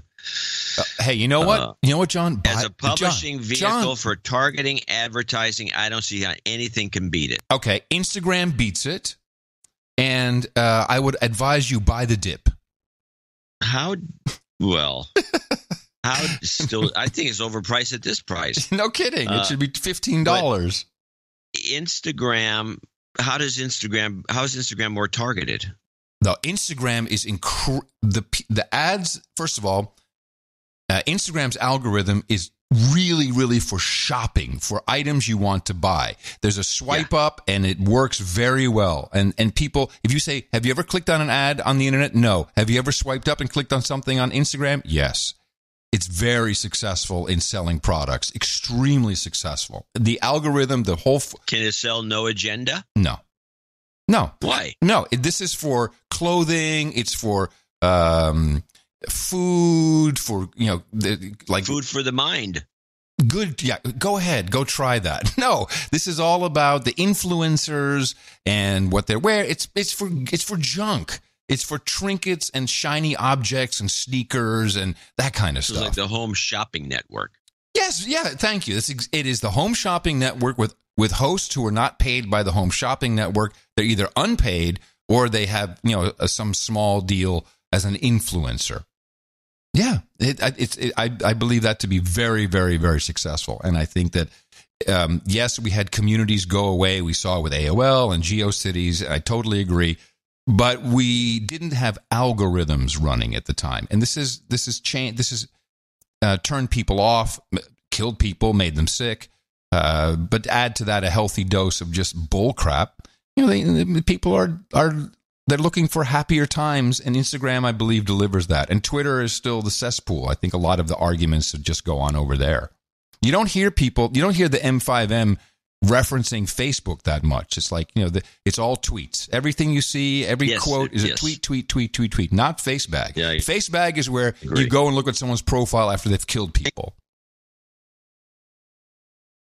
Well, right. All right. Well, that's our analysis of social media, the John and Adam analysis. Adam's a huge fan of Instagram, apparently. That's replaced his huge fandom for Facebook, which he's rejected out of hand. You should just stop while you're ahead, because you're sounding really stupid when you do this to me. You both use Twitter? It's totally stupid what you're doing. Don't do this. Yeah. Don't do this. People are interested in these things. They have an opinion about it. Well, I'm interested in Facebook for advertising. Well, I've heard you say this for 5 years. You've never bought a single ad. I'm going to show my support by donating to No Agenda. Imagine all the people who could do that. Oh, yeah, that'd be fab. Yeah, it's in the works. Agenda in the morning. It's in the works. It's in the works. He who controls the board controls the flow. Somebody who... I'm a planner, so 5 years is not a long time. All right. Someday there'll be an ad on Facebook for the No Agenda show. Meanwhile, we have a few people to thank, and we don't need ads for them. They voluntarily help through word of mouth. Laura Wilson at the top of the list, $133.33, and I have to read her note because she says, "The sad puppy gets me every time." And the sad puppy's hanging around, apparently. She needs some goat karma at the end. Okay. The sad puppy, yeah, is still there. Sir Kaz in Richmond, Surrey, Great Britain, 133.33. That's two of them. He does have a title change. I don't know if it's on the list. I don't think so because it's not marked. No, he's not. So Kaz from now on. Prior, he was Sir Kaz of the 30 Trees. Got it. I'll put him in. Did you notice that a lot of people are pulling back from their more elaborate? Yeah, what's up with that? Name to something simple? I don't know. What do you think's going on with that? I don't know. I think it's corny. Well, I'll tell you why. People are probably using these credits and taking it seriously. And then I see. That's hey, I want to get a job. Seriously, it's a crazy name. Yeah. Yeah. Sir Washbottom of the dirty toilet. It's just not going to get you a job. Well, depends what you're going for, but All Love in Mechanicsville, Virginia, $111. Oh, P.D. Love from the Daddy Cast. Yeah. He says, "Not Paul, I hate Paul." Well, being called Paul. Yes. P.D. Love. P.D. Love has been around for a long, long time. Early days, early podcast. He should be in the story of podcasting almost. He should. Yep. Stephen Kunkel in Atlanta, Georgia, $111.11. Those are our two tribute Thank you very donations. Much. Yes, 1111. Ronald Schull, $65.43. He needs a F cancer. He'll be in the troll room today, recovering from surgery. Yes, we will give you an F cancer. Jeff Kelly in Arnold, Maryland, and he did send a handwritten note in, which I feel obliged to read. All right. He's got a lot of. I think there's something changing here too, because he's got a bunch of accounting at the bottom. Oh yes. Let me see. I do see something changing. You read the note. I'll take a look. I didn't send it forward. Okay. So it's 6008. He says, I'm glad to hear my lopsided boob donation has caught on with some others. Mm-hmm. Very good. You should be very Please proud. Please accept this donation as my final installment for knighthood. Okay. So Jeff I would Kelly. henceforth like to be known as Sir. SN10. Pronounced Sir 10. So it's Sir SN. That's chemical 10. It means 10 on the periodic chart. So he's Sir SM, but we say Sir 10? Yeah. Okay.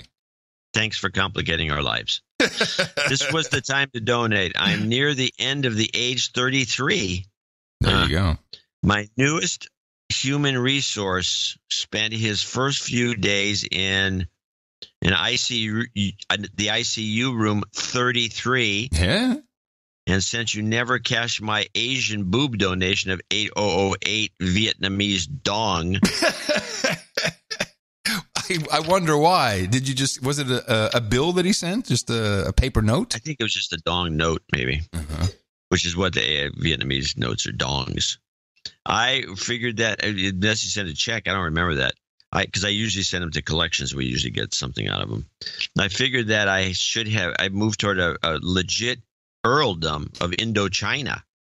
I guess cashing a check for 35 cents, 8008 dong, is more hassle than it's worth. That was what it was. It was a check. It was more hassle than it was worth. For 35 cents, which I put aside. Keep up the great work on the best podcast in the universe. Jeff Kelly Arnold, Maryland, soon to be Sir 10. Yes. And he's got his accounting here. I didn't put the 35 cents in. Could have, but he didn't. So he's on the list. But he is the creator of the lopsided boob donation. Yes, he is. He's the originator. Jim Buell, 5833 in Spring Hill, Tennessee. He said he also clicked on the sad puppy. Works like a charm. Sir Duma, 5678 in Holland, Ohio. And he's got a note here that we have to read. Sir Duma checking in after Great Michigan Local Number 1 meetup. First off, I'd like to call Pat of the Local 1 out as a douchebag. Douchebag. Wow. And then he's got some ideas for us to read, which we'll do off air. Right, but he suggests something you and I have already talked about is, still try to bring in backgrounders like I failed to do today with the Hollywood Lear Foundation, but that's the idea, to restate. And it's, I catch myself all the time of thinking, we talked about that, but I realize most people have never heard half the topics we've discussed on this show. This is true. But we have let's stop and let's analyze this. For one, we don't normally think about that as we're doing the show, but I think the way it works best is when someone sends, and I don't mind this, someone sends in a note asking for some background, saying, I don't know what you guys are talking about. You've been talking about this for weeks, and you're referencing something I just started the show a year ago, and I've never heard this. Right. Then we usually take notice and we say, we have to do a little, and we do a little background to catch people up. And it's better than being self-conscious about it, I think. What do you think? Yes, that's good, but I prefer to also have some self-consciousness in there. We'll even reference players in the political field that are just not known to a new producer or new listener who comes in and just is checking the show, or there's just a lot of different things. Like if I said to you Baku, you start laughing right now. Oh yeah. But we've gone to great depths about Baku, the oil city that it is, and how important it is strategically. And oh, by the way, the unbelievable cityscape that they have. These things are important from time to time when it comes up in a new item. Yeah, if it's an old thing we're revisiting. Yeah, of course. Just a callback. But I don't think it's necessary to explain goat karma. I don't think we have to do that. You don't have to understand goat karma. You just have to bathe in it. Sir Vic's barren wasteland of the hot southern bush in Milford, Michigan. 5678, another 5678. Hey, these guys had a meetup and they all donated. I love it. Thank you. Michigan Local Number 1. Yep. Yusef Higazi in Plymouth, Michigan, another one, 5678. Number 1 also had the meetup. Thank you so much. Remember, Michigan won. So they did have a discussion about donating, and they all came in with something. Christopher Dechter, 5678. He doesn't say he's from Michigan, number one, but I'm guessing he is. Timothy Kiernan in Plymouth, Michigan, 5678. The November 10th newsletter was the best ever. Do more history, deconstruction, and analysis of non-Trumpian things. This is Sir Timothy, the no-fix title. Actually, Sir Timothy. Yeah. Sir Lucas of the Lost Can I just say, it's kind of hard. I mean, it doesn't matter what topic we have news from. We're not putting the Trump angle on it. We had several stories today. It's like, why do they put Trump in the story?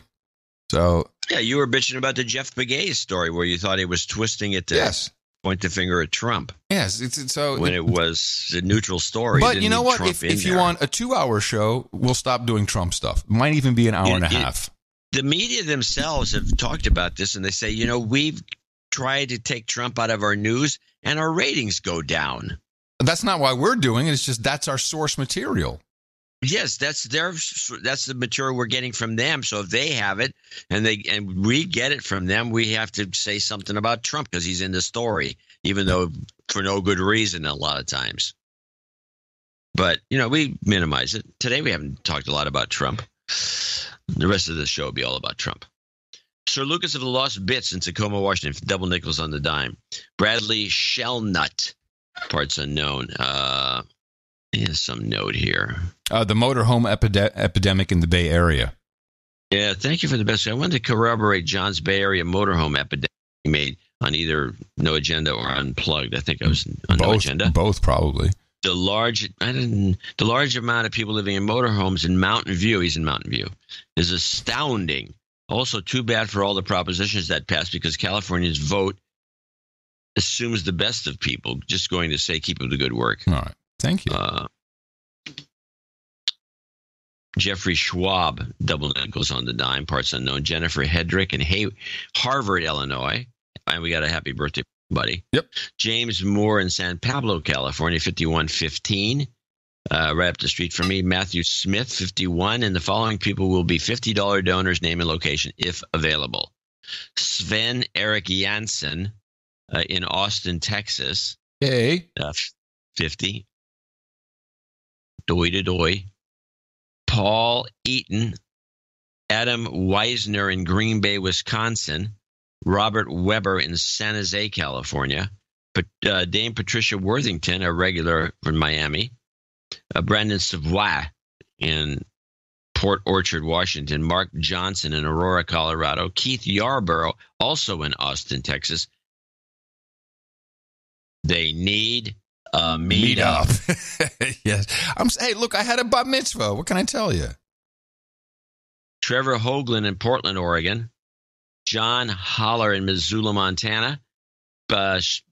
Peter Snakes in Amsterdam. Sir Pete Snakes. Did he do that twice? He gave twice as much. You know why? No. He says if John gives me a 90 degrees, he's just some reference. I don't know what he was talking about. I will donate twice as much. Well, why don't you find out what that was? I didn't care because you just donated twice as much because what I did is I took his photo off of Twitter, twisted it 90 degrees on Photoshop, and reposted it. Okay. Good work, John. Yeah, maybe that's what he wanted. Mm-hmm. Chris Lewinsky, so that's actually $100 from him. Chris Lewinsky in Sherwood Park, Alberta. Sir Andy Kluber and Catherine in Terre Haute, Indiana. That came in through Pop Money. And Stephen Kirkpatrick in Langley, Washington. 50. These people all helped us out and produced show 1086. I want to thank each and every one of them for their support. And we got 1087 and 1088. And then the giant big 1089. That's right. The biggie. The Whopper. The super magic number squared. Fantastic. Thank you all very much for supporting the show. It is how our value for value model works. We just asked you what you thought the show was worth. To some, it's worth very little. To some, it's worth a lot. To some, it's worth making a piece of art. To some, it's worth making end of show mixes and just giving us information, boots on the ground at different events from Pennsylvania to Paris. We have boots on the ground reporting. We had that again today. and could not be prouder of the work that everyone does in keeping the show going. And, of course, we thank everybody who came in under $50 for reasons of anonymity, or you're on one of our many, many programs. Every single newsletter John talks about them. Please subscribe to the newsletter. And remember to support the show by going to Dvorak.org/NA. Some specific cancer stuff. Jobs. And jobs. And jobs. And jobs. Let's vote for jobs. You've got karma.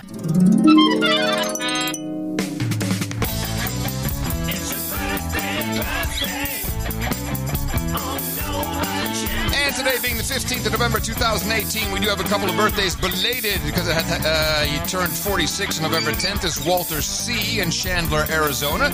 He gets congratulations sent to him by Sir Some Guy in Phoenix, Casey Chrysler. And we have Dean Calvin says happy birthday to his son Levi, and Ken Freiberg, happy birthday to his daughter Emily. She'll be celebrating on November 22nd. And we say happy birthday from everybody here at the best podcast in the universe. And we've got, we actually have a knighting, which we didn't know. You get there? Oh, I see it. Okay, good. All right.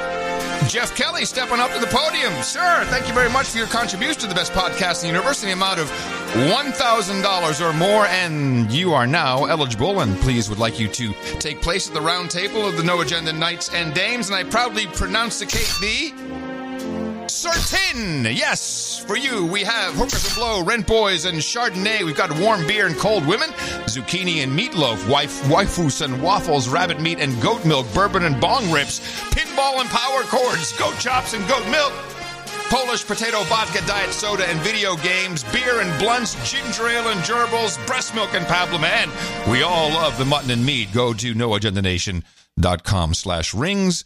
Hand over your girth, your ring size to Eric the Shill. We'll get you out your official night ring, signet ring with the sealing wax, your certificate, everything. And please tweet out a picture so we can share that joyous moment with all of our other royalty and other peerage members. Come gather round, douchebag, producer and slave, as we all thank your brothers and sisters who gave, and some of them knights, some of them dames, for the titles are a-changing. The title changes.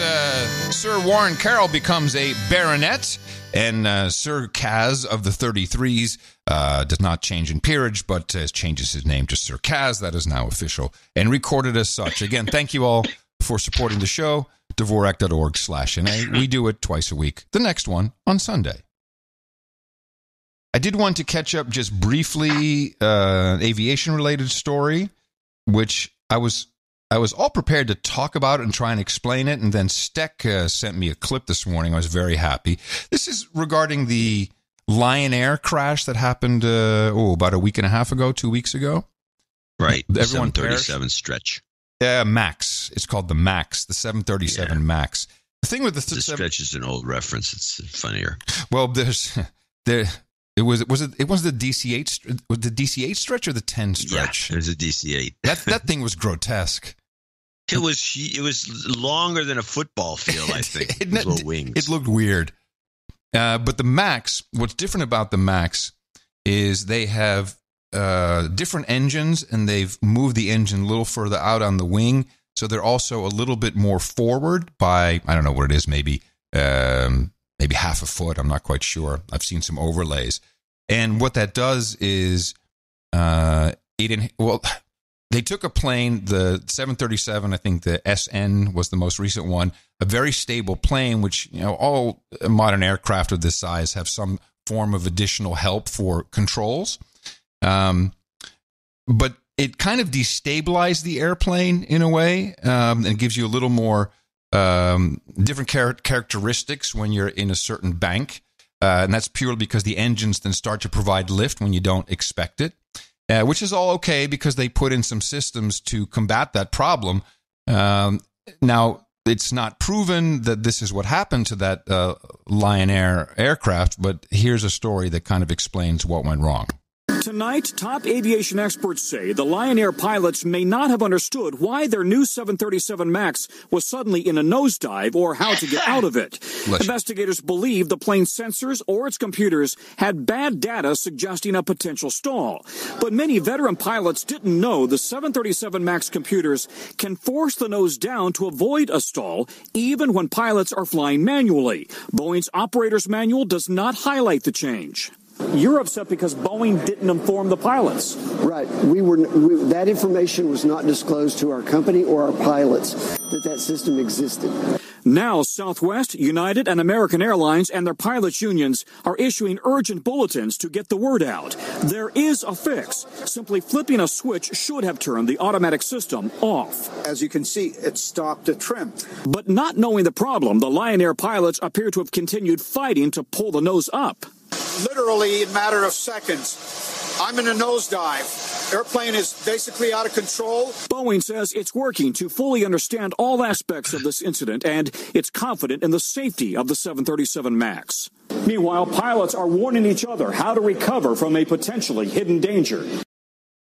So this is very, very bad that this happened. And I'm not quite sure exactly how this could get past any kind of certification. The FAA is usually pretty good about this, because if you change anything in the aircraft, it has to go into very well documented manuals. This goes into training. There's a whole, the process broke down somewhere, and it's possible. And this is what I find interesting. July 2017, Boeing announced they were creating an in-house avionics unit, reversing decades of outsourcing the avionics to India.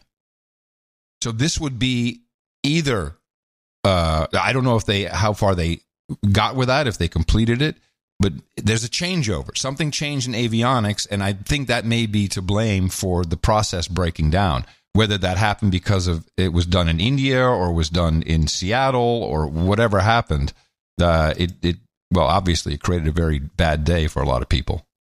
Well, I've never been a fan of Indian coders. Racist. There's nothing to do with race. They're good at designing hardware. No, I'm just being hip, man. I know you're not racist.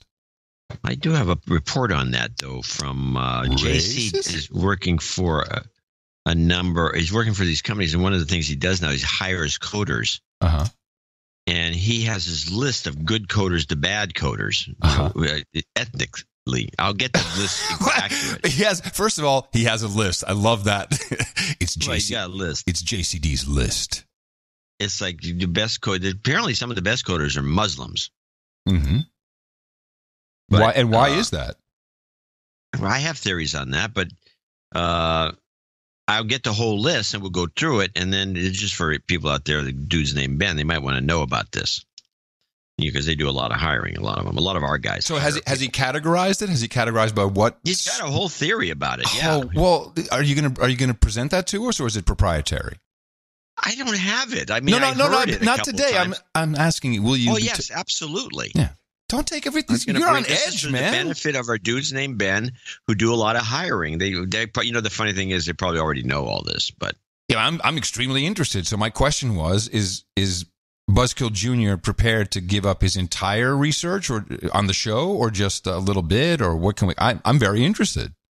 Well, he'll give up what he wants to give up. I don't know what it is. I'll ask him. Oh, do some producing. Could be the whole thing. He doesn't care. Just asking. I'm excited.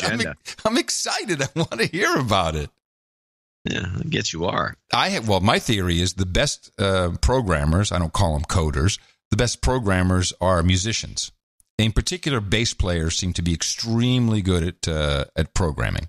Well, that's good to know. I'll say we got a couple of things we want to get out of here. One, this is a report that was done, passed around. It showed up in the news. It was done on CBS with Jeff Glor, and he brought on our friend, the ex-CIA, Mike Morrell. And you have to, unfortunately, I can't give you this. I can only tell you that Glor had the most skeptical look on his face I've ever seen him have as he tried to get through this thing, because I know he has to just read what it says. But he was like, wasn't buying any of it.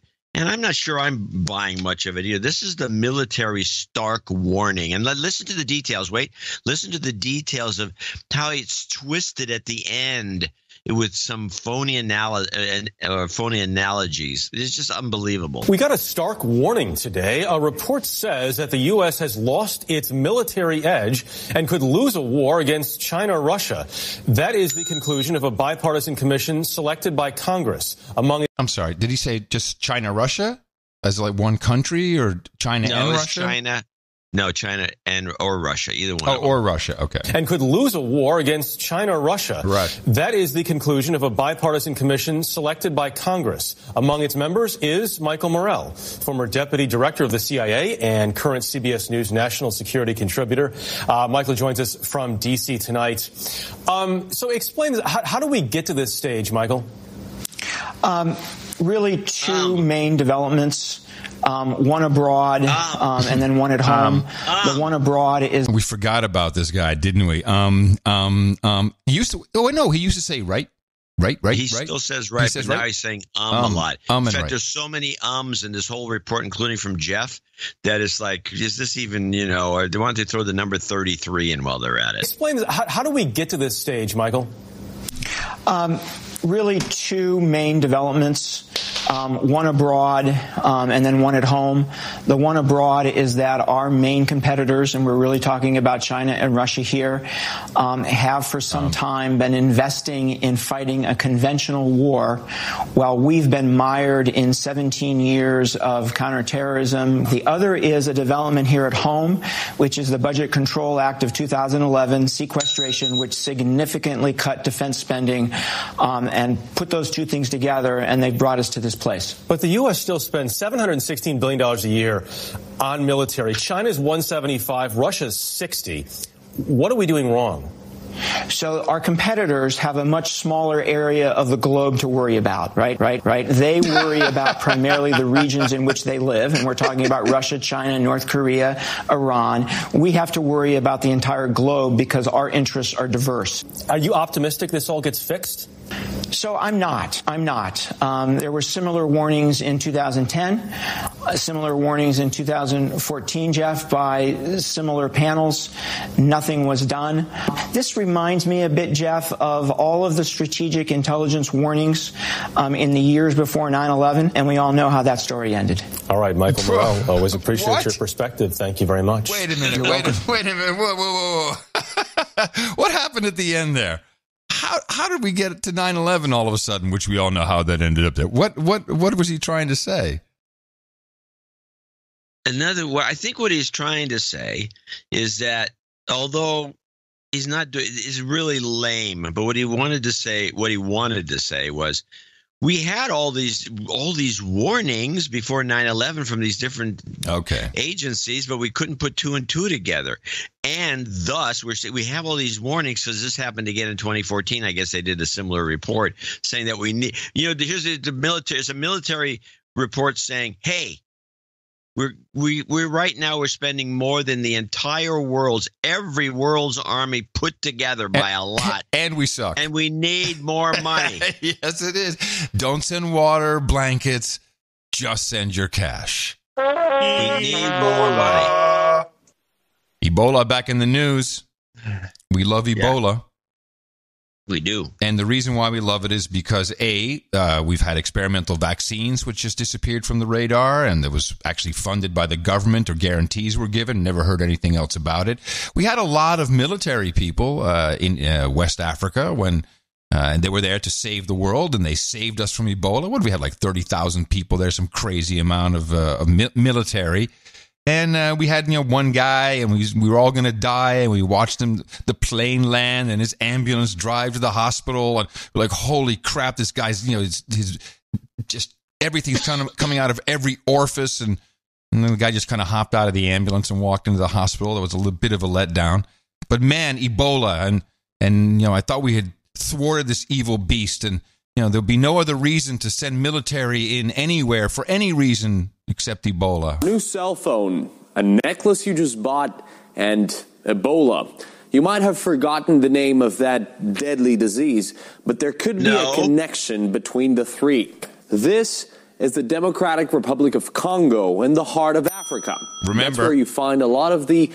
Remember, we just learned that Israel received a container ship full of oil from DRC, which we still haven't figured out exactly why, but they got that oil from the Congo. Pricey resources that the high-tech and jewelry industries are after. But who's in control of all that?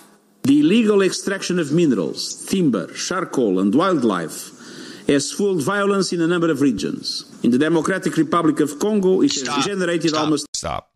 You have to back that up. Did he say charcoal? I think so. Let's listen. Jewelry industries are after. But who's in control of all that? The illegal extraction of minerals, timber, charcoal, and wildlife. I think it's just charcoal. So there's the illegal extraction of charcoal. This is a UN guy, so I'm not going to even think that he knows what he's talking about. So I guess charcoal, some valuable diamond-like commodities, a forest burns down and they illegally smuggle out the burnt wood? Is that what he's saying? I think. Wow. Charcoal. It could be something else, not charcoal, but charcoal. Is that possible? Is it a different shark? No. How about shark oil? Maybe you meant that. Shark oil. Yeah, the illegal extraction of land shark oil. Jewelry industries are after, but who's in control of all that? The illegal extraction of minerals, timber, charcoal, and wildlife. I think he's saying something else, John. He's saying something that we're hearing it wrong. Shark hole, I think. Has fueled violence in a number of regions. In the Democratic Republic of Congo, it has generated almost $1 billion in revenue for rebels and criminal groups.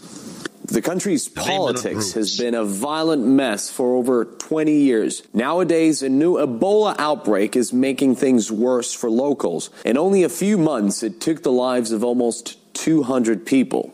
The health ministry says they've never had to deal with outbreaks of that scale. And with armed thugs running the show in parts of the republic, doctors are losing confidence in their own efforts. I do think this is one of the challenges. We'll have to see whether we're able to contain, control, and end the current outbreak within the current security situation. After all, even the bravest doctors don't want to risk their lives when they're under a constant threat of being taken out. Now, I just got to stop it here. So, again, I don't understand. We had a vaccine. It was effective. Everyone was happy. And then, of course, we got distracted with Zika for a little bit. You know, small heads, that just kind of went away. I guess we won that war as well, the war on Zika. No, of course not. But then, we had about a month, maybe I'm thinking a month ago, I think it was one of your clips. There was this weird kind of tent. Oh, the famous tent. Yeah, where you can go in and you just stick your hands in. Yeah, so that's some big NGO that's doing that. So they've got NGO people running around. And you watch, the military is coming in next. That's why this is happening. At times, it's just physically impossible to reach the affected areas unharmed. But as we've heard from the UN top man, business means money does find its way into the fighters' hands. It comes out in a number of reports that are highlighted with the press on the companies that are doing little or no activity at all. There are some companies that used to report that are no longer reporting. And so there's also reputational risk for them to be seen as laggards and not doing enough to ensure that they are not fueling any of the conflict in the DRC. Regardless, the big name brands and the manufacturers and the companies that I would buy a cell phone or a computer or a car from do have influence. They're some of the richest companies in the world, and they have the ability to work with their suppliers and work through their supply chain and have that assurance that they're not causing any death or destruction or violence against people, or the planet. So let's deconstruct this for a moment. The story is about Ebola, and that pretty much leads. They start off by lumping it in with diamonds and cell phone minerals that you need for charcoal. For shark hole. There was a lot of different guesses for that in the troll room, as you can imagine. Yeah, I'm sure none of them were accurate. And maybe it was shale oil. Maybe it just came out wrong. I don't know. But the story goes into there's bad people there. There's rebels. It's but these companies aren't doing enough. I think we're either we're going to see military go in, and it's going to be under the guise of Ebola. But it's either to kick the Chinese out, which would be my first guess because they're the ones that run the show, and they're also the ones that either. It's definitely to kick the Chinese out. Yeah. Okay. There's no either. What was your second guess? Not just out of curiosity. Just to mess with Apple. Oh, no, I don't think so. We have other ways of messing with Apple. So all we need now is the announcement that we're sending in troops. The question is, will it be U.S. troops? Will it be UN troops? Will we send the blue helmets in? Because, then we can always add cholera to the mix. The UN's they're good for. Real good at that. So Make sure you bring your canisters of cholera with I you. am just waiting for this. Waiting for it. Well, it'll be interesting. Yeah. So there's a big, horrible eastern weather. And then we, of course, have our fires. And Jay says that we should do the rain sticks because of the fires in San Francisco. Or the San Francisco Bay Area. Okay, or Northern California. Well, here's the problem. I don't have a stick with me. I said that might be better because then it won't be so we won't overdo it. Yeah, you want me to give a shake? Hold on a second. Let's just take one thing into consideration. And by the way, you are hearing two professionals who are trained in the art of rain stick shaking. Shut. What are you doing? I've just picked it up. Well, see, you're already showing that you're a little rusty on the professionalism there. Yeah, I agree. Yeah, careful with that. Be scolded. I need to take remedial lessons. You're shooting rain everywhere, man. Create a local microclimate.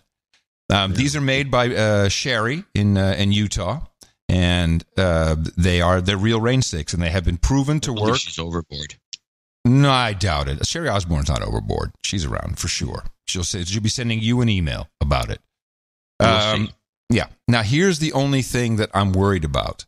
If we shake the stick, that the next disaster in California will be the mudslides. And I don't necessarily know. There's going to be rain eventually. And if we don't get the rain sooner than later, the mudslides will be worse. Okay. I would say I'm just going to do one rotation. One rotation, one revolution should be enough. Yeah. And the reason I'm saying that is because because of the report you're going to play next, which is horrible eastern weather.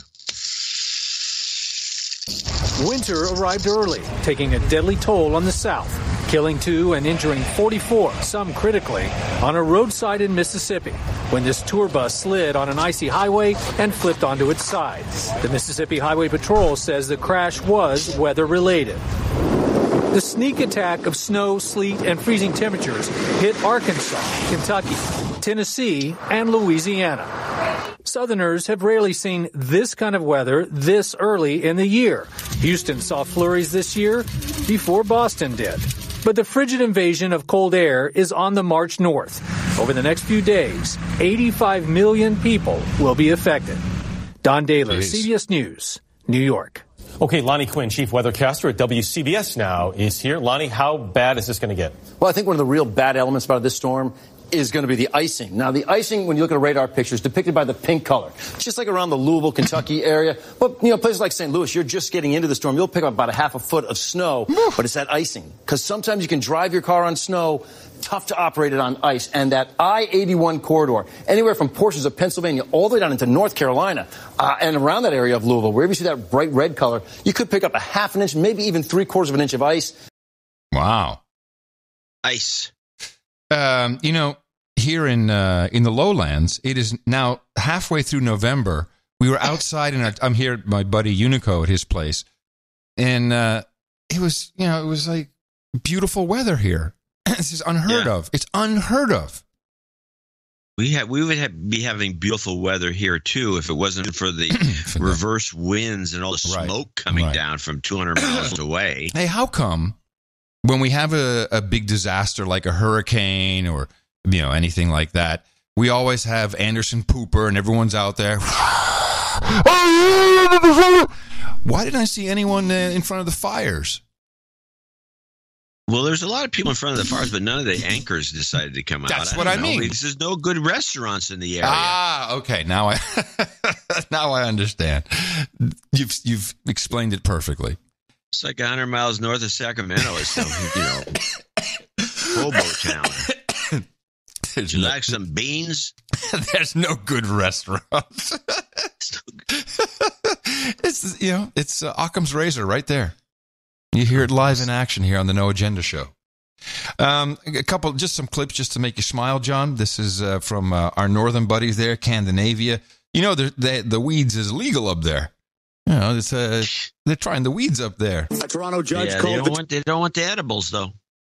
Well, this is wrong. This is a story about edibles, actually. A Toronto judge called Vittorio Dominelli a complete idiot after a guilty plea in a College Park courthouse Friday. He said he and his partner, Jamie Young, had never tried weed before and decided to give it a go, a decision he regretted about 20 minutes later. Northbound Oakwood and Vaughan, what is going on? What do you need the ambulance for? I think I'm going to pass out. Okay, are you injured at all? Did anything happen? I'm just lightheaded. That's Dominelli using a police radio to call for help after getting so high he thought he was dying. One of the officers that rushed to the scene slipped on ice and suffered a concussion. She's still not able to work. Dominelli apologized to his family, the court, and the police. A date for sentencing will be set next week. Fantastic story. He had some edibles.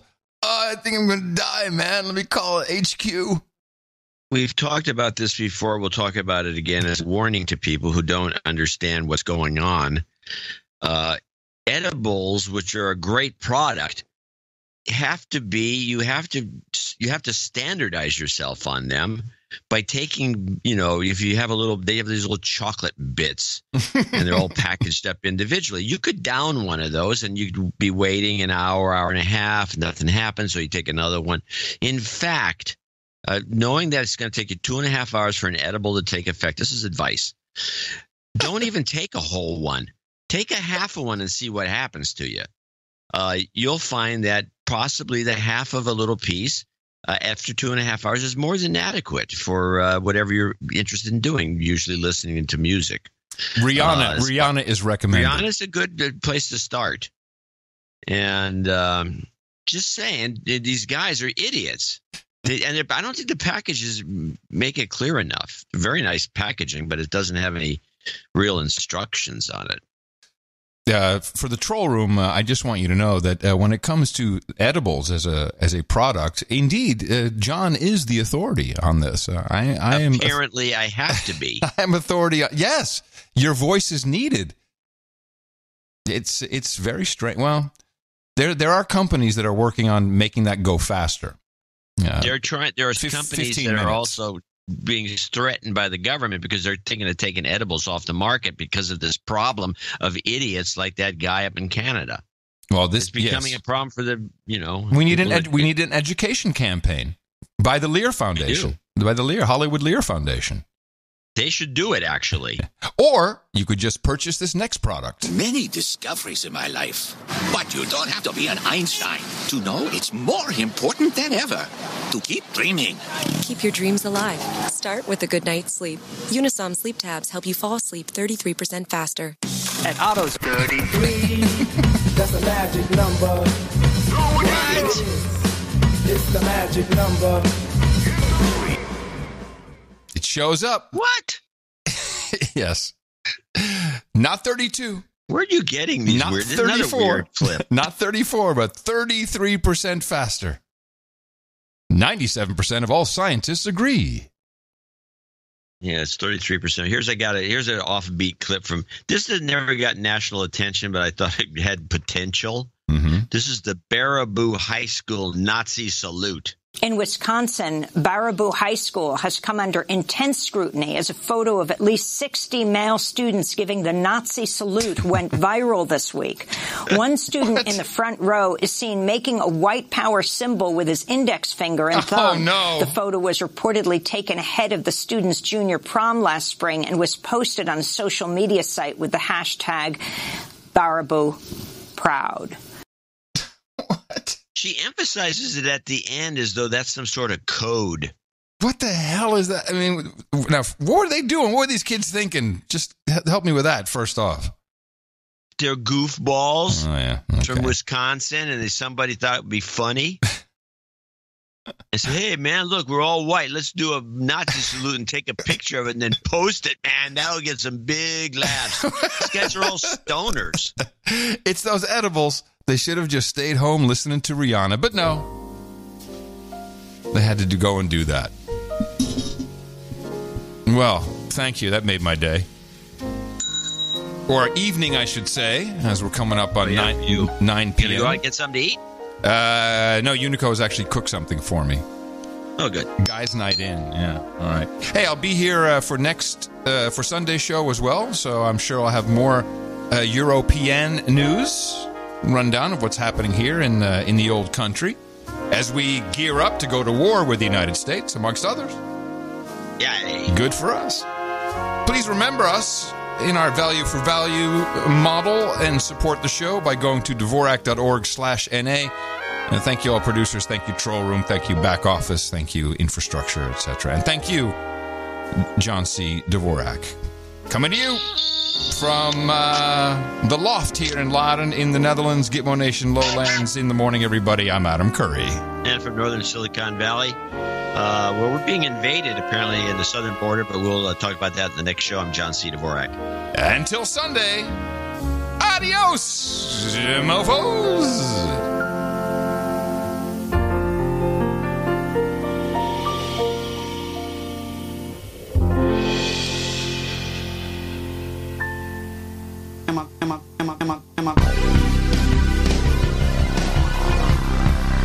CNN should be ashamed of itself.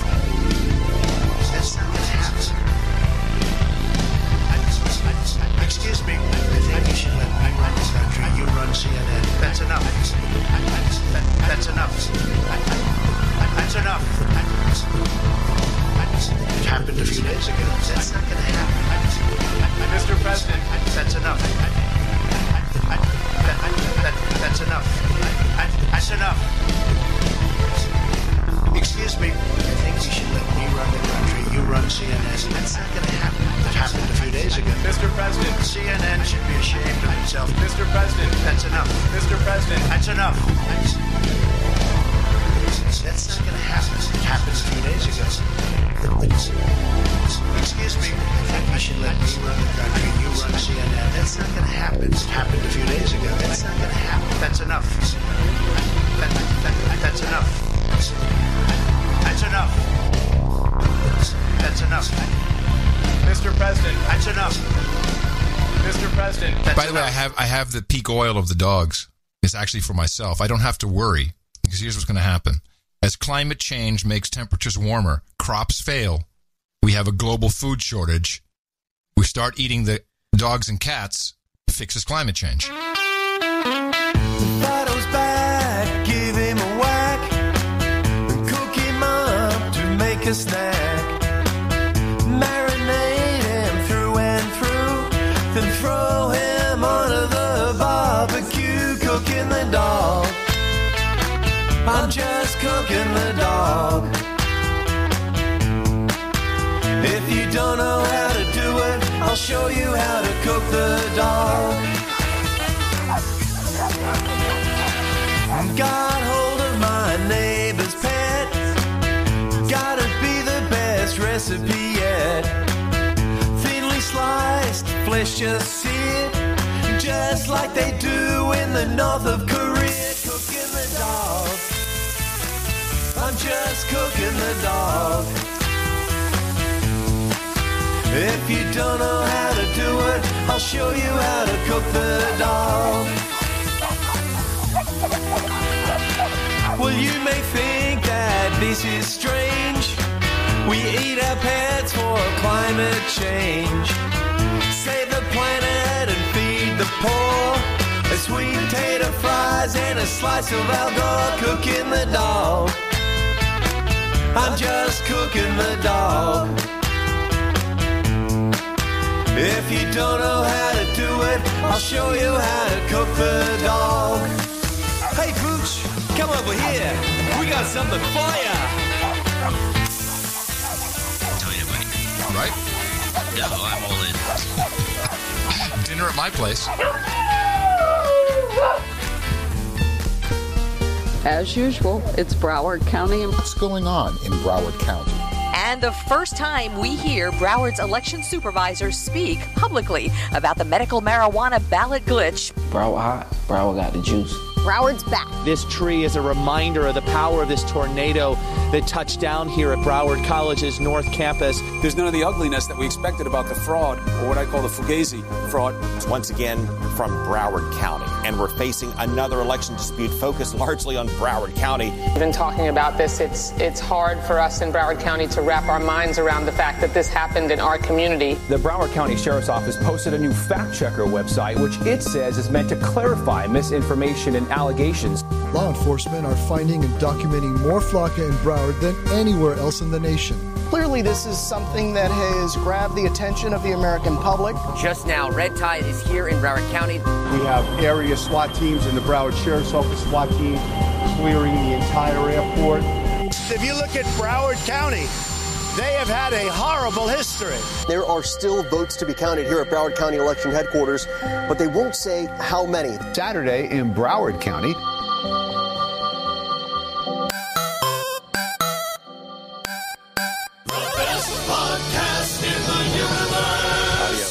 Mofo. Dvorak.org/NA. Wow.